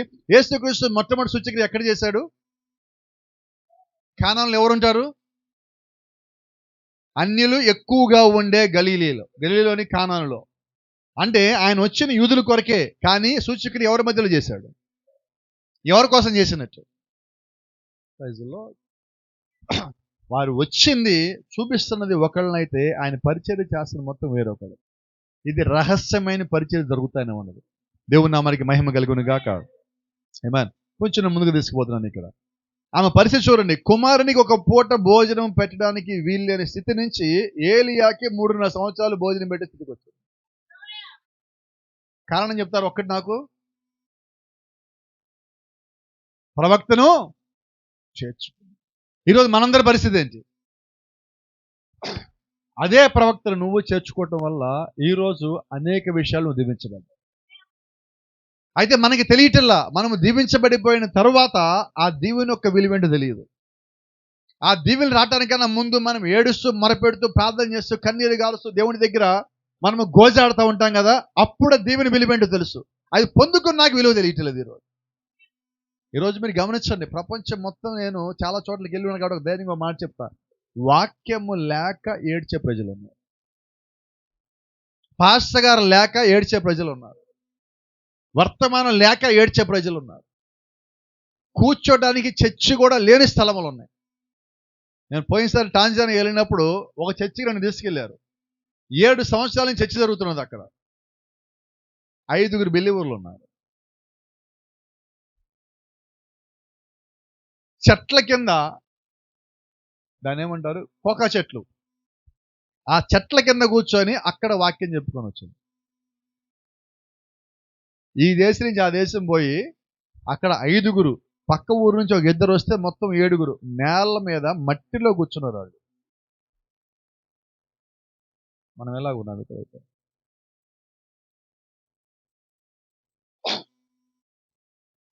వాళ్ళు అంటున్నారు నెలకి 2 సార్లు వాళ్ళకి భాస్కర్ వస్తారండి అక్కడికి. ఆ నెలలో నేను పోవటం వల్ల 3వ సారి వచ్చాం. అందుకని 2 గెస్టులు వచ్చారు పక్క ఊరు నుంచి. ఎట్లా ఉంది అక్కడ పరిచర్య? మనకి ఇక్కడ ఎలాగుంది? నిన్నగా ఆదివారం అయింది, ఈరోజు కూడికి ఏంటి? అక్కడ ఎలాగున్నది? అయితే ఆ పొలానికి వాచ్మెన్లు ఉన్నారు. వాళ్ళ దగ్గర మా గుడికి జరిగింది. వాళ్ళ దగ్గర వాళ్ళు ఎంత సంతోషంగా వాళ్ళు అనుకున్న భోజనం మాకు పెట్టారంటే మాకు చాలా సంతోషం అనిపించింది. ఆ భోజనం వాస్తా నేను తినలేను, అటువంటి భోజనం వాళ్ళు పెట్టారు. అది వాళ్ళు చాలా సంతోషంగా చేసి పెట్టారు. ఏంటి తెలుసు ఎందుకు భోజనం? కాల్చిన చిలకడ దుంపలు, ఉడకబెట్టిన బంగాళదుంపలు, ఉడకబెట్టిన క్యాబేజీ, వాళ్ళ పొలంలో వాళ్ళతో పాటు అక్కడ పెంచుకునే నాటుకోడి. ఇది అదే భోజనం. బాగుందా లేదా? నేను ఎప్పుడంతా మన ఇంట్లో ప్రతిరోజు వండే భోజనం చాలాసార్లు చాలా మందికి నచ్చదు. ఒక మాట అడుగుతాను, చెప్పండి ధైర్యంగా. ఉప్మా ఎంతమందికి నచ్చుద్ది? నాకు ఉప్మా ఇష్టం అనే వాళ్ళు చేయొద్దండి ఒకసారి. ఈ రోజు ఉప్మా వండి రేపు పొద్దున ఉప్మా వండితే ఏమంటాం? ఎవరు నవ్వుతున్నారు అందరూ? పిల్లలు తింటారు అసలు? ఎవరైనా ముందు బ్యాచ్ ఒకళ్ళు చేయొచ్చారు వీళ్ళు. ఎందుకని? నేనంటాను అసలు ఆ దేశంలోకి వెళ్తే వాళ్ళు ఏం పెట్టినా తింటారు. ముందు అసలు ఏం పెట్టి అనవసరం వాళ్ళకి, అది తినేది అయితే చాలు. ఎందుకంటున్నాను చెప్పనా? మనకి అన్ని అధికంగా దొరకటం వల్ల దాని విలువ పోతుంది. అంతేనా? మనకి పదే కొడుకులు జరగటం వల్ల కొడుకు విలువ పోతుంది. వర్తమాన పుస్తకాలు ఎక్కువైపోయాక, మొబైల్లో కూడా వచ్చేసాక, యూట్యూబ్లో కూడా వచ్చాక అదే నాకు తెలుసులే అంటున్నాం మనం. ఏమైందంటే దాని విలువ తగ్గిపోతుంది. దాని విలువ ఎప్పుడు అలాగే ఉన్నది. మన లోపల దాని విలువ తగ్గిపోతుంది. కానీ అంటే దాని అర్థము మన విలువ పోగొట్టుకుంటుంది. వర్తమాన విలువ ఎప్పుడు తగ్గలేదు, వర్తమాన విలువ ఎప్పుడు తగ్గిపోదు. అది ఎప్పుడు మహిమ కలిగినదే. Praise the Lord. దేవుని నామానికి మహిమ కలుగును గాక. ఇక్కడ 2 సంగతులు ప్రవక్త మాట్లాడుతున్నాడు. God would not have called to her if she had not been a worthy one to entertain God's prophet. ఒకవేళ ఆమె దేవుడు యొక్క ప్రవక్తకు భోజనం పెట్టలేని స్థితిలో ఉంటే దేవుడు ఆమెను ఎన్నుకోడు. రెండోది, for he would have never send his prophet to a house that was unworthy. అయోగ్యమైన ఇంటికి దేవుడు తన ప్రవక్తను పంపించడు. అయోగ్యమైన చోటికి దేవుడు తన సేవకుడిని పంపించడు. అయోగ్యమైన వారిని తన సేవకుడిని బలపరచడానికి దేవుడు ఎన్నుకోడు. రెండు సంగతులు ఉన్నాయి. ఆమెను ఎన్నుకున్నది దేవుడే, ఈయన ఎన్నుకున్నది దేవుడే. ఈరోజు మనకు తెలియాల్సిన సంగతి అదే. దేవుడు ఒక పని చేయాలంటే రెండు వైపులా పని చేస్తాడు. ఇరుపక్షంలా పని చేసేవాడు దేవుడై ఉన్నాడు. దీనికి ఒక చిన్న మాట మీకు జ్ఞాపకం చేస్తాను. మీకు అందరికీ తెలిసిందే, మళ్ళా గుర్తు చేస్తాను. దక్షిణ అమెరికాలో ఒకరోజు ఒక కుటుంబంలో ఒక యవనస్తుడు మంచం మీద పడుకొని కాళ్ళు మొత్తము ముడుచుకుపోయి, చేతులు మొత్తం ముడుచుకుపోయి, కళ్ళు తెరవకుండా కొన్ని గంటల పాటు ఏడుస్తూ కేకలు పెడుతూ, అమ్మా నేను చచ్చిపోతున్నా, చీకట్లోకి పడిపోతున్నా, సముద్రంలో కురిగిపోతున్నా, నేను చచ్చిపోతాను ఏడుస్తావంటే కొన్ని రోజుల పాటు డాక్టర్ దగ్గర తీసుకెళ్తే డాక్టర్ అన్నాడు, అమ్మాయి బిడ్డ బతకడం కష్టము, అతను ఏదో ఒక ట్రాన్స్లోకి వెళ్ళిపోయి దాని నుంచి బయటికి రాకలేదు. ఆ తల్లి మంచం పక్కన కూర్చొని ప్రార్థన చేస్తా ఉంటే ఉదయం 3:30కి దేవుడు ఆమెతో మాట్లాడాడు. 12 గంటల నుంచి ప్రార్థన చేస్తే 3:30కి దేవుడు ఆమెతో మాట్లాడాడు. ఆమె ఒకటే అడిగింది దేవుణ్ణి, అయ్యా సారెపోతు యుధరాల దగ్గరికి ఒక ఏలియాని పంపించావే, శూన్యమిరాల ఇంటి దగ్గరికి ఏలియా ఆత్మ కలిగి ఎలీషాని పంపించావే, నీ దగ్గర ఇప్పుడు ఏలియా లేడా, ఉంటే నా కొరకు పంపిస్తావా అన్నది. ఆమె ఇలాగ ప్రార్థన చేస్తావంటే పైనుంచి ఒక విమానం అలాగే పోతా ఉన్నది. ఏమైంది తెలియదు, విమానంలో పైలట్ విమానానికి ఏదో ఇబ్బంది వచ్చింది, కిందకి ల్యాండ్ అవుతామని చెప్పి అదే ఊళ్ళోకి ఎనగదించారు. మీకు పడవలు నడిపే మీకు అందరికీ లంగరు కిందకి వేయడం తెలుసు, కానీ విశ్వాసంతో మీరు ప్రార్థన చేస్తే లంగరు పైకి వెళ్తుంది తెలుసా మీకు? హిమోష గారు, లంగర్ కిందకే కాదు పైకి కూడా పోతుంది. ఇప్పుడు లంగర్ ఎక్కడికి పోయి విమానం విమానం కిందకి దిగినది. ఆ కిందకి దిగిన తర్వాత విమానంలోంచి ఏలియా దిగాడు. ఉదయం ఉత్తరాలు రాసి సమాధానం తీసుకొచ్చి పోస్ట్ డబ్బాలు వేసి వెనక్కి తిరిగి పోతా ఉంటే ఒక స్వరం అన్నది, ముందుకున్నాడు. ఇదేంటిది? ఆ స్వరం ఏంటి నీకు తెలుసు? ప్రభు సరైన ముందు నడుస్తాడు. టైం చూస్తేనేమో లైట్ టైం అవుతున్నది. ముందున్నాడు కిందకి వెళ్ళి ఆ పక్కకి ఈ పక్కకి ఒక మురికి వాసన వచ్చి ఒక ఊర్లోకి పోయాడు. మురికి వాళ్ళకి పోయాడు ఆయన. అలా నడుచుకుంటూ పోతుంటే ఓ పక్కన ఇంటి దగ్గర ఇనుప గేటు ఉంటే ఇనుప గేటు మీద ఒక స్త్రీ ఇలా 2 చేతులు పెట్టుకొని ఉంది. తలకి ఒక పురుషుడు చొక్కా చుట్టుకొని ఉన్నది, ఒక నల్ల జాతికి రాదు. ఆమె పేరు జమైమా. ఆమె అక్కడ గేటు మీద ఇలా కూర్చొని ఉంటే ఈయన రోడ్డు మించి పోతా ఉంటే ఆమె ఒక మాట అంది, పార్సన్ అంది. ఈయన ఆగిపోయాడు, చూశాడు, నన్నేనా అన్నాడు. ఎస్ పార్సన్ అంది. అంటే దక్షిణ అమెరికాలో పాస్టర్ గారిని పార్సన్ అంటారు. ఈమె పార్సన్ అన్నది. ఈయన దగ్గరికి వెళ్ళాడు, నేను నీకు తెలుసా అన్నాడు. తెలియదండి. మరి నేను ఎవరో తెలియడానికి పాస్టర్ని ఎలాగ పిలిచావు అన్నది. నన్ను పాస్టర్ గారిని ఎలాగ పిలిచావు అడిగితే, నేను రాత్రి ప్రార్థన చేశాను, ప్రభువా నీ దగ్గర ఒక ఏలియా లేడా అని. అప్పుడు దేవుడు చెప్పాడు, మీ వీధిలో ఉదయం పూట నడుచుకుంటూ వస్తాడు, అతనే నా దగ్గర ఉన్న ఏలియా అని చెప్పాడు. ఉదయం 3:30 నుంచి ఇప్పుడు దాకా 7 అవుతుంది. 7 గంటల దాకా అక్కడే ఉన్నది. పక్కకు పోవాలా, పక్కకు తిరగల. నేను అదే అంటున్నా, మీరు ప్రార్థన చేస్తే అది ప్రతిఫలం వచ్చేదాకా మీరు అలాగే నమ్మండి, దాన్నే పట్టుకోనండి, దాని కొరకు గట్టిగా నిలబడండి. ఖచ్చితంగా సమాధానము వచ్చి తీరుతుంది. ఆమె నమ్మినది. ఇదిగో అక్కడ దేవుడు పంపిస్తే ఇక్కడ కూడా దేవుడు పంపిస్తాడు. అందుకే మీకు చెప్తున్నా, బైబిల్ అంటే చరిత్ర కాదు, చరిత్రలోంచి ఆయన బయటకు వచ్చిన దేవుడై ఉన్నాడు. ఈరోజు మనం మన మాట నమ్మవలసి ఉన్నాం. ఇప్పుడు నమ్మినప్పుడు ఆయన ఆమె మీద భుజం మీద చెయ్యేసి లోపలికి వెళ్దాం పద అంటే మొత్తం మంచు. ఆయన అడుగుతున్నాడు, అమ్మా ఎంతసేపు నుంచి ఎక్కడ ఉన్నావు అన్నాడు. 3:30కి దేవుడు నాకు చెప్పాడు, అప్పటి నుంచి ఎక్కడే ఉన్నాను. మనమైతే ఏం చేస్తాం? వినపడలేదు. పాస్టర్ గారు రమ్మన్న 5 నిమిషాలు లేట్ అయింది, ఏం చూస్తాను, ఇంక రావద్దు, ఇంటి దగ్గర ఉండి మేము ఉంటాంలే అంటారు. కానీ ఆమె విశ్వాసం ఏంటి? ఆశ్చర్యం చెప్పనా, ఆమె ఇంట్లోకి వెళ్ళిన తర్వాత ఆయన అంటున్నాడు, నేను రాజుల ఇళ్లలోకి వెళ్ళాను ప్రార్థన చేయడానికి, గొప్ప ఇళ్లలోకి వెళ్ళాను, ధనవంతుల ఇళ్లలోకి వెళ్ళాను, కానీ ఆ ఇంట్లో కింద నేల పగిలిపోయి ఉన్నది, గోళ్ళన్నీ పగిలిపోయి ఉన్నాయి. నేను ఇప్పటివరకు అడుగుపెట్టిన అత్యంత గొప్ప ఇళ్లలో అది ఒకటి అన్నాడు. ఎందుకంటే ఆ ఇంట్లో విశ్వాసం ఉన్నది అన్నాడు. కాబట్టి ఈరోజు మనం కూడా ఏం చేస్తామంటే, ఫాస్ట్ గా మన ఇంటికి వస్తామంటే ఏం చేస్తాం? ఇది మొత్తం ఇంటికి చేస్తాం. సర్ది కాదండి, ఇక్కడ సర్దాలి, లోపల ఇక్కడ సర్దాలి, విశ్వాసం ఇక్కడ సర్దాలి. ఇక్కడ సరిగా ఉంటే ఇంట్లోకి అడిగి పెట్టినప్పుడు ఆ వాతావరణం ఏంటో తెలుస్తుంది. దేవుని నామానికి మహిమ. ఆయన ఇంట్లోకి వచ్చి అమ్మ నువ్వు ప్రార్థన చేయి అన్నాడు. వాస్తవంగా ఈయన ప్రార్థన చేయాలి. అయితే ఆయన ఏమంటున్నాడు, నిజంగా దేవుడు ఈమెతో మాట్లాడేది తెలుసుకుందామని చెప్పి ప్రార్థన చేయమంటే ఆమె అరగంట ప్రార్థన చేసింది. అప్పుడు అంటాడు ఈయన, నిజంగా దేవుడు ఈమెతో మాట్లాడాడు అని ఈయనకి నమ్మకం కుదిరాక ప్రార్థన చేసిన తర్వాత బయటికి వెళ్ళిపోయాడు. ఎమ్మటే కారులో ఎక్కి కూర్చొని ఫ్లైట్ దగ్గరికి అలా దిగి బ్యాగ్ పెట్టుకొని పరిగెత్తా ఉంటే అనౌన్స్మెంట్ అవుతుంది.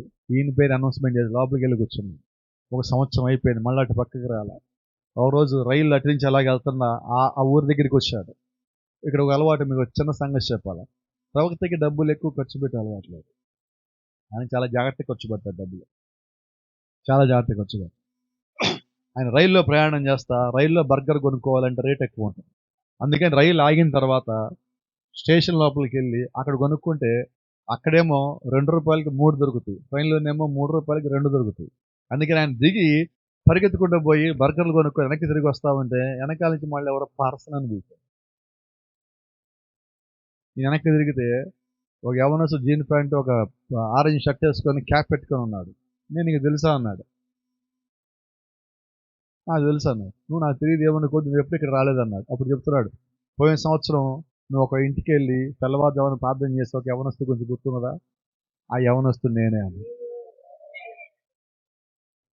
ఆ రోజు ఆ పరిస్థితి నుంచి బయటకు వచ్చాను, రక్షణ పొందాను, ఇప్పుడు క్రీస్తుని ప్రకటిస్తున్నా, ఎదుగు ఈ షాపులు ఇప్పుడు పనిచేస్తున్నాను, నేను మా అమ్మకి సహాయంగా ఉన్నా అన్నా.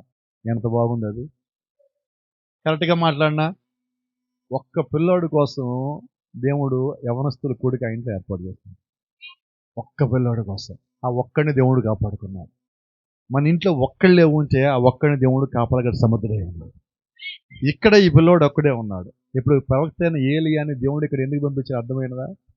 భోజనం పెట్టడానికి కాదు, ఏలియా భోజనం తినడానికి కాదు, వాళ్ళు ఆ ఒక్క పూట భోజనం వండుకొని చనిపోవటానికి రెడీ అయితే చనిపోవటానికన్నా ముందుగా దేవుడు ఏలియాని అక్కడ పంపించాడు. కొండలో విషయం రావడానికన్నా ముందుగా దేవుడు ఎలీషాని అక్కడ పంపించాడు. దేవుని నామానికి మహిమ. లోతు దగ్గరికి సొదొమ గొమొర్రా పట్టణాన్ని కాల్చేయడానికన్నా ముందుగా దేవుడు దూతలు పంపించాడు. అలాగే ఈ కాలానికి కూడా దేవుడు వర్తమానాన్ని ప్రవక్త ఎందుకు పంపించారంటే తీర్పు రావటానికన్నా ముందుగా మనల్ని తప్పించడానికి పంపించాడు. ఎందుకు మనం ఇప్పుడు ప్రవక్తను చేర్చుకోవాలంటే దానికి ఒక ఉద్దేశం ఉన్నది. మరణము తప్పించుకోవటానికి, పాతాళం తప్పించుకోవటానికి, ఆ తీర్పుని తప్పించుకోవటానికి, వీటన్నిటిని తప్పించుకోవడానికే దేవుడు చేసిన ఏర్పాటు ఇది. ఆ ఏర్పాటుని మనము గ్రహించవలసిన వారమై ఉన్నాము.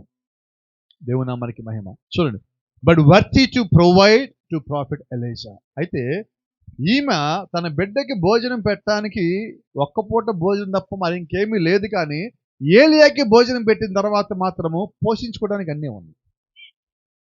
చిన్న సంగతి ఏంటంటే ఇక్కడ దేవుడు నీకు ఇచ్చింది ఏదైతే ఉన్నదో, వర్తమానం కానీ, ప్రవక్త కానీ, బైబిల్ కానీ, దేవుని యొక్క వాక్యం కానీ ఏదైతే ఉన్నదో దాన్ని నువ్వు చేర్చుకున్న తర్వాత నీ భవిష్యత్తు అవసరాలకు కావాల్సిన మొత్తం దేవుడు నీకు ఇవ్వగలడు.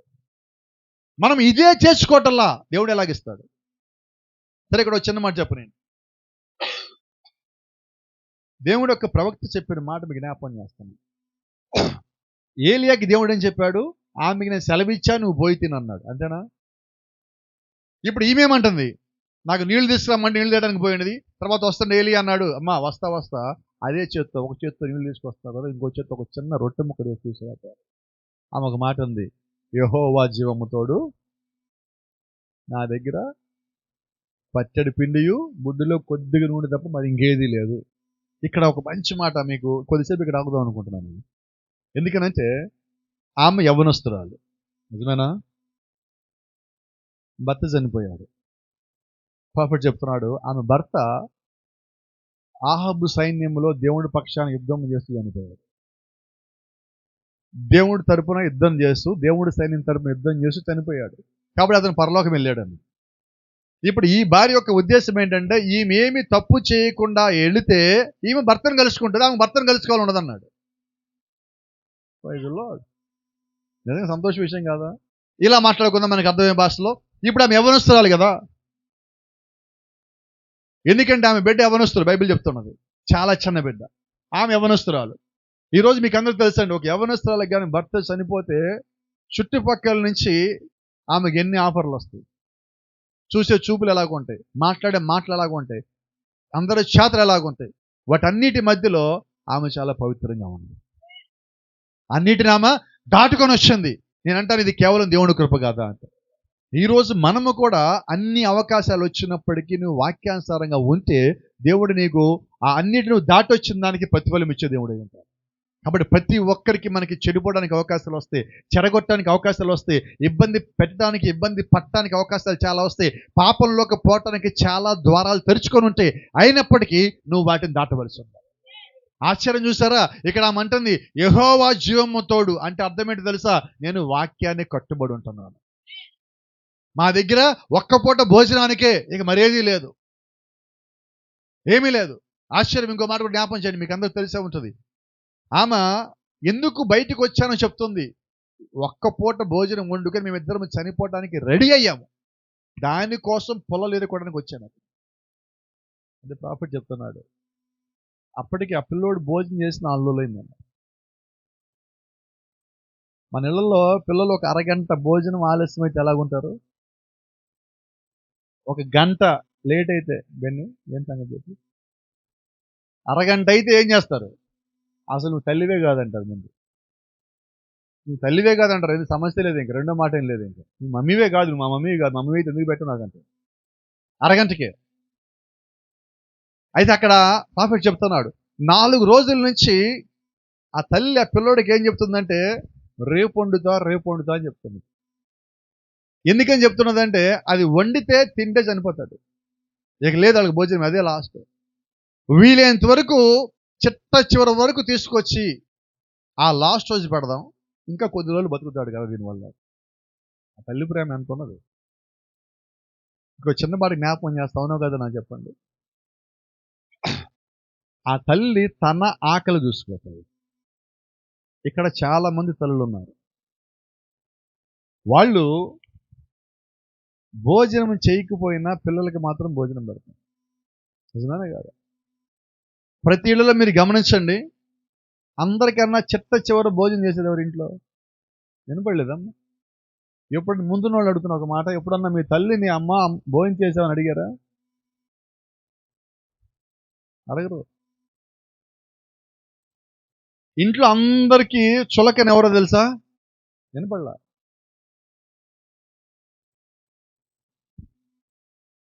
కానీ నిజంగా తల్లి ప్రేమ అంటే ఇక్కడ తెలుస్తుంది మీకు. ఆమె చనిపోవడానికి రెడీ అయ్యి ఎలాగైనా బిడ్డను బతికించుకోవడం కోసం బిడ్డ కొరకు ఆహారం దాచిపెడితే ఇప్పుడు ఏలే వచ్చి అది నాకు పెట్టమంటుంది. ఆమె బాధ ఎలాగుంటుంది? నాకు లేక నేను ఆగిపోయాను, నా బిడ్డను బతికించుకోవడం కోసం నేను పెట్టుకుంటే ఇప్పుడు నువ్వు వచ్చి అడుగుతున్నావా? యెహోవా జీవముతో నువ్వు సేవకుడివే, చూస్తే సేవకుడిలా కనిపిస్తావు, ఇలాగ అడగచ్చా? అయితే ఆలస్యం. ఇక్కడ ఒక సంగతి గమనించండి, అప్పటికి దేవుడు ఆమెకి సెలవిచ్చాడు కాబట్టి ఆమె పెట్టాలి. కానీ ఇప్పుడు ఆమె ఏం చేస్తున్నది? బిడ్డను బతికించుకున్నాం కదా అని. ఇప్పుడు ఆమెకు ఒక పెద్ద సంఘర్షణ ఉన్నది. ఏంటి సంఘర్షణ అంటే, ఇప్పుడు దాకా వాక్యానుసారంగా ఉన్నాను, ఈ చిట్ట చివరి సమయంలో వాక్యం తప్పిపోతే పరలోకం తప్పిపోతాను నేను. సరే, మొదటి దేవుని రాజ్యం వెతకాలి కదా, ఏలియాకి పెడదాం, కానీ తిన్నా చనిపోతాం, తినకపోయినా చనిపోతాం, ఎట్లాగో చనిపోవడం రెడీ అయ్యాం. ఇప్పుడు వాక్య క్రమం తప్పడం దేనికి? ఏ స్థితిలో ఆమె ఆలోచిస్తుంది? ఆమె విశ్వాసం ఎక్కడ ఉన్నది అసలు? మన విశ్వాసం ఎక్కడ దరిదాపుల్లో ఉంది ఆమెకి? సారిపోతే దగ్గరలో కూడా లేవు మనం. ఆమెకి కాదు, ఆమె ఇంటికి కాదు, సారిపోతే ఊరికి కూడా దగ్గర లేవు మనం. ఎట్లాంటి విశ్వాసం ఆమె? ఇప్పటికి కూడా నేను క్రమం తప్పడానికి ఇష్టపడను. Praise the Lord. ఎటువంటి సమయంలో చూడండి, ప్రభుత్వం ఒక మాట చెప్తున్నాడు, జీవితంలో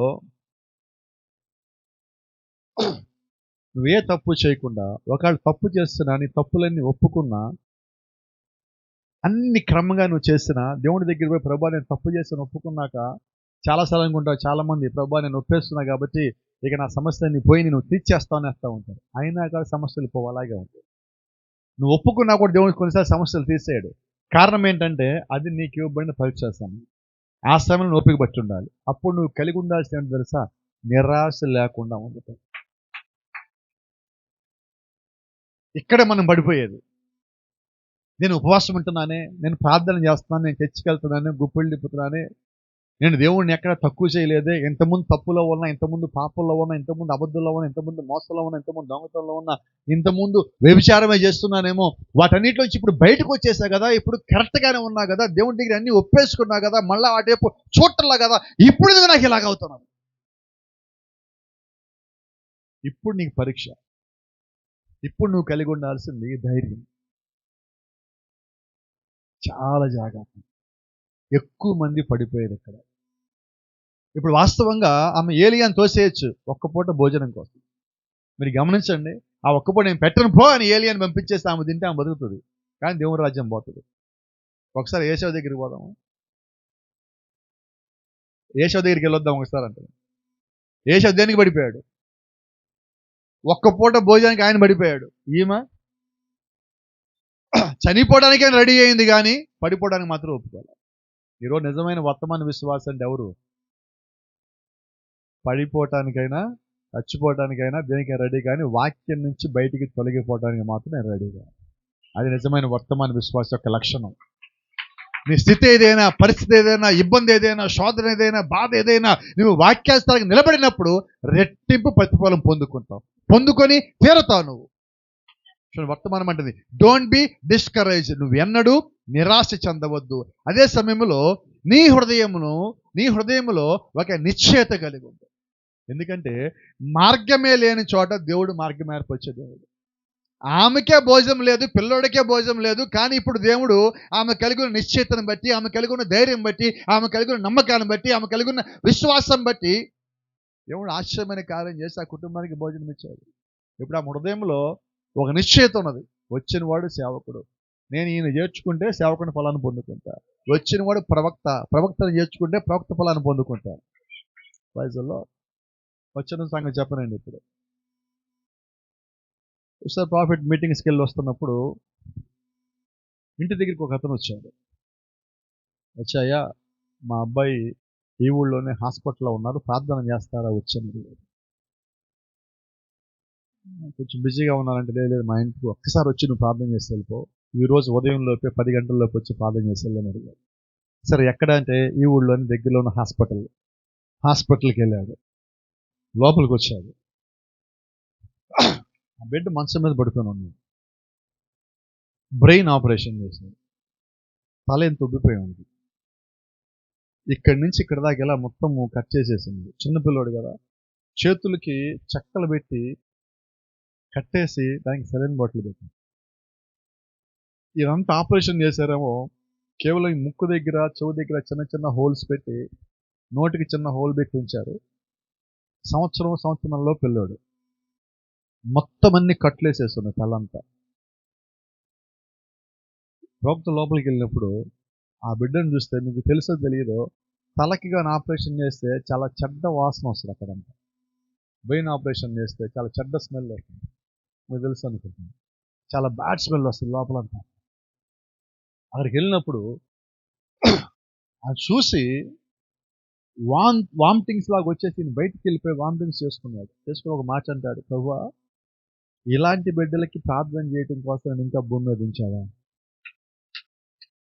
నేను ఎప్పుడు ఒక మాట చెప్తాను, స్వస్థతలు ఎలా జరుగుతాయి అంటే నీకు ఒక మాట చెప్తాను. ప్రవక్త అంటాడు, స్వస్థత జరగాలి అంటే ఒక వ్యక్తి నిన్ను ప్రార్థనకు పిలిచినప్పుడు, ఆ వ్యక్తి యొక్క పరిస్థితిలోకి నువ్వు వచ్చినప్పుడు నువ్వు అతని కోసం ప్రార్థన చేయగలవు. మన సంఘాల్లో కూడా ప్రార్థన ఫలించాలంటే ఏం చేయాలి తెలుసా? ఎవరికైనా అవసరం ఉందంటే ఆ అవసరతలోకి నువ్వు రావాలి. ముందు ఒక గాయమైందంటే నాకే గాయమైతే ఎలాగుంటుంది, వాళ్ళకి ఆర్థిక బాధ వచ్చింది నాకే వస్తే ఎలాగుంటుంది, నా కుటుంబంలో వస్తే ఎలాగుంటుంది అనుకొని నువ్వు ప్రార్థన చేస్తే ఆ ప్రార్థనలోకి దేవుడు దిగి వస్తాడు. ఇప్పుడు ప్రాఫిట్ లోపలికి వచ్చినప్పుడు ఆ బిడ్డను చూశాక ఈయన మనసంతా కదిలిపోయింది, కళ్ళలోకి నీళ్ళు వస్తాయి, వామిటింగ్స్ అయిపోతున్నాయి. వచ్చి ఆ బిడ్డ దగ్గరికి వచ్చి ప్రార్థన చేయడానికి వెళ్తాంటే తండ్రి ఆ బిడ్డ పక్కన మంచం మీద కూర్చొని ఆ బిడ్డ మీద చేయి పెట్టి మాట అంటున్నాడు. పిల్లోడి పేరు టోనీ. నీకోసం ప్రవక్త వచ్చాడు ప్రార్థన చేయడానికి అనంటే ప్రాఫిట్ చెప్తున్నాడు.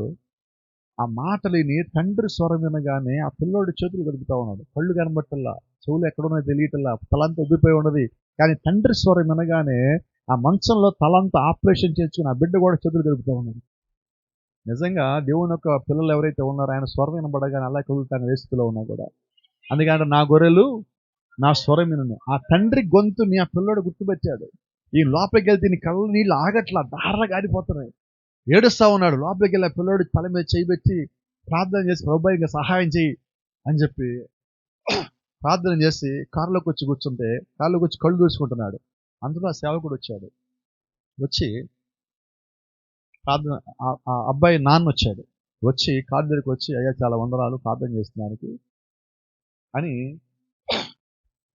ఆఫరింగ్ తీసి ఆయనకి ఇస్తున్నాడు.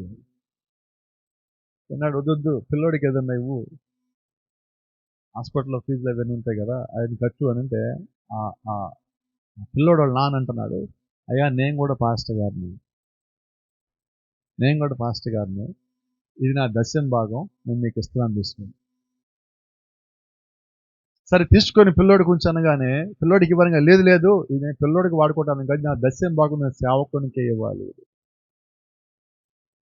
ఎవరు చెప్తున్నాడు, ఆయనకి తీసుకోకపోతే కారులో ఇసిరేసిపోయారండి. వెళ్ళిపోయాడు అక్కడి నుంచి. ఈయన ఎక్కడి నుంచి వచ్చేసాడు. ఎందుకు ఆయన దశం భాగం ఇచ్చాడు, ఎందుకు ప్రవక్తని పిలిచాడంటే ఈయన హాస్పిటల్ లోపలికి వచ్చాడు. వచ్చి ఆ బిడ్డను తీసేసుకుని వెళ్ళిపోతాడు. వాళ్ళ దగ్గర డబ్బులు మొత్తం అయిపోయింది.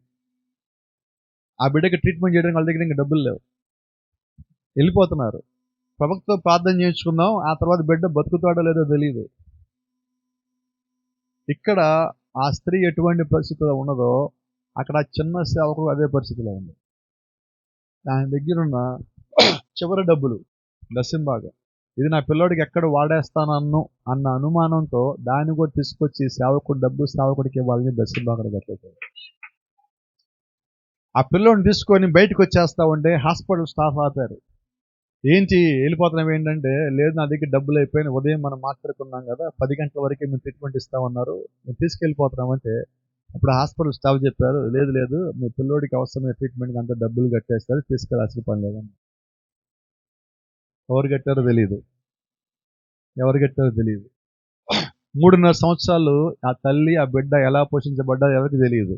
కానీ ఆ తల్లికి తెలుసు, వచ్చిన ఏలియాకి తెలుసు. ఆ పిల్లోడికి తెలియాల్సిన పని లేదు. ఎందుకంటే ఆ ఎదిగిన సమయానికి దేవుడు ఆ పిల్లోడికి దాన్ని తెలియజేస్తాడు. కాబట్టి రాత్రి మీకు అందరికి జ్ఞాపకం చేస్తున్నా, ఏ ఏలియా వస్తే ఆహాబు తోసేశాడో అదే ఏలియాని సారిపడి వివరాలు తెచ్చుకుంది. ఒకే వర్తమానం, ఏలియా వర్తమానం. ఒకళ్ళు దోసేశారు, రాజ్యం పోగొట్టుకున్నారు. ఒకళ్ళు చేర్చుకున్నారు, పడిపోయే స్థితి నుంచి చనిపోయే స్థితిలో వాళ్ళు బతికారు. ఆహాబేమో చనిపోయాడు. మీరు గమనించండి, ఆహాబు చనిపోలేదా బైబిల్లో? చనిపోలేదా? మీరు గమనించండి, ఆహాబు ఏ స్త్రీ అయితే ఇష్టపడి పెళ్లి చేసుకున్నాడో, ఆహాబు చనిపోగానే ఆ స్త్రీ అయిన యెజబెల్ ఏం చేసింది? ఎవరు చెప్పట్లేదు నాకు. ఆహాబుని చంపిన యెహూ అక్కడికి వచ్చాడు. అర్థమైనదా? యెహూను చూడగా ఆమె ఏం చేసింది? ఎమ్మటి లోపలికి వెళ్ళి మేకప్ వేసుకొని బయటకు వచ్చింది. యెహూని ఇంప్రెస్ చేస్తున్నది.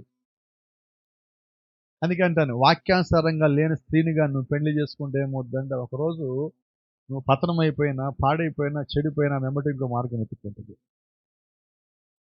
ఇప్పుడు ఆహాబు చనిపోయాడు, కారణం యెజబెలే.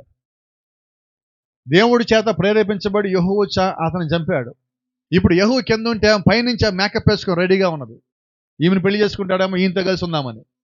అయితే యెహూ దేవుడి చేత నడిపించబడినవాడు, దేనికి పడిపోడు. ఎమ్మటి కింద నుంచి ఒక కేక పెట్టాడు, నా పక్షం ఎవరైనా ఉన్నారా అక్కడ? ఇద్దరు ముందుకు వచ్చారు, పైనుంచి కిందకు దూకింది. ఏం జరిగింది? కిందకు దూసేశారు. అంటే నిన్ను పడగొట్టడానికి ఏదైనా వచ్చినప్పుడు అది వాక్యానుసారం కానిదైతే నువ్వు దానిలో పడకుండా దాన్ని నెట్టేసేవాడు. అంటే దేవుణ్ణి చేర్చుకున్నవాడు దెయ్యాన్ని చేర్చుకోడు. దేవుణ్ణి చేర్చుకున్నవాడు లోకాన్ని చేర్చుకోడు.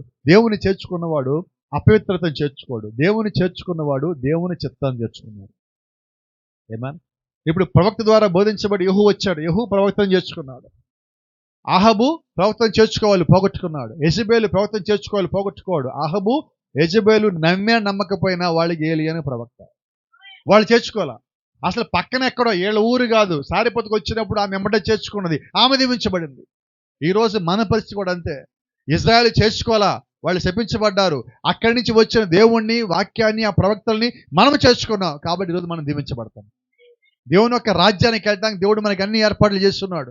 కాబట్టి జ్ఞాపకం చేసుకోండి. కొంచెం ముగింపుకు వస్తున్నా. నోవా కాల పక్షులు, జంతువులు చేర్చుకున్నాయి, వాళ్ళంతా దీవించబడ్డారు. ఈరోజు మనం చూస్తే కొంచెం ముందుకెళ్ళిపోదాం. నోవా కాలం, మోషే కాలం, ఏలియా కాలం, ఎలీషా కాలం, ఇప్పుడు మనం ఉన్న కాలం. ప్రతి కాలంలో కూడా దేవుడు తన వాక్యాన్ని పంపిస్తానే ఉన్నాడు. నువ్వు ఏమి చేర్చుకున్నావో అదే ప్రతిఫలం పొందుకుంటావు. వాక్య వ్యతిరేకమైన చేర్చుకున్నావా, లోకానుసారమైన చేర్చుకున్నావా, అదే నువ్వు పొందుకుంటావు. అదే వాక్యం చేర్చుకున్నావా, దేవుని చిత్తం చేర్చుకున్నావా, అదే నువ్వు పొందుకుంటావు. ఏమి చేర్చుకోవాలో నిర్ణయం నీదే. ప్రవక్తని చేర్చుకోవాలా, తోసేయాలి, నిర్ణయం నీదే. తోసేసిన వాళ్ళకి ఏమైందో నీ కళ్ళ ముందు తెలుస్తానే ఉన్నది. చేర్చుకున్న వాళ్ళు ఏమైందో నీ కళ్ళ ముందు తెలుస్తానే ఉన్నది. నీ ముందున్న బైబిల్లోనే దేవుడి సమస్తం దాచిపెట్టి రాసిపెట్టాడు. తీసుకోవటం ఇప్పుడు నీ పని.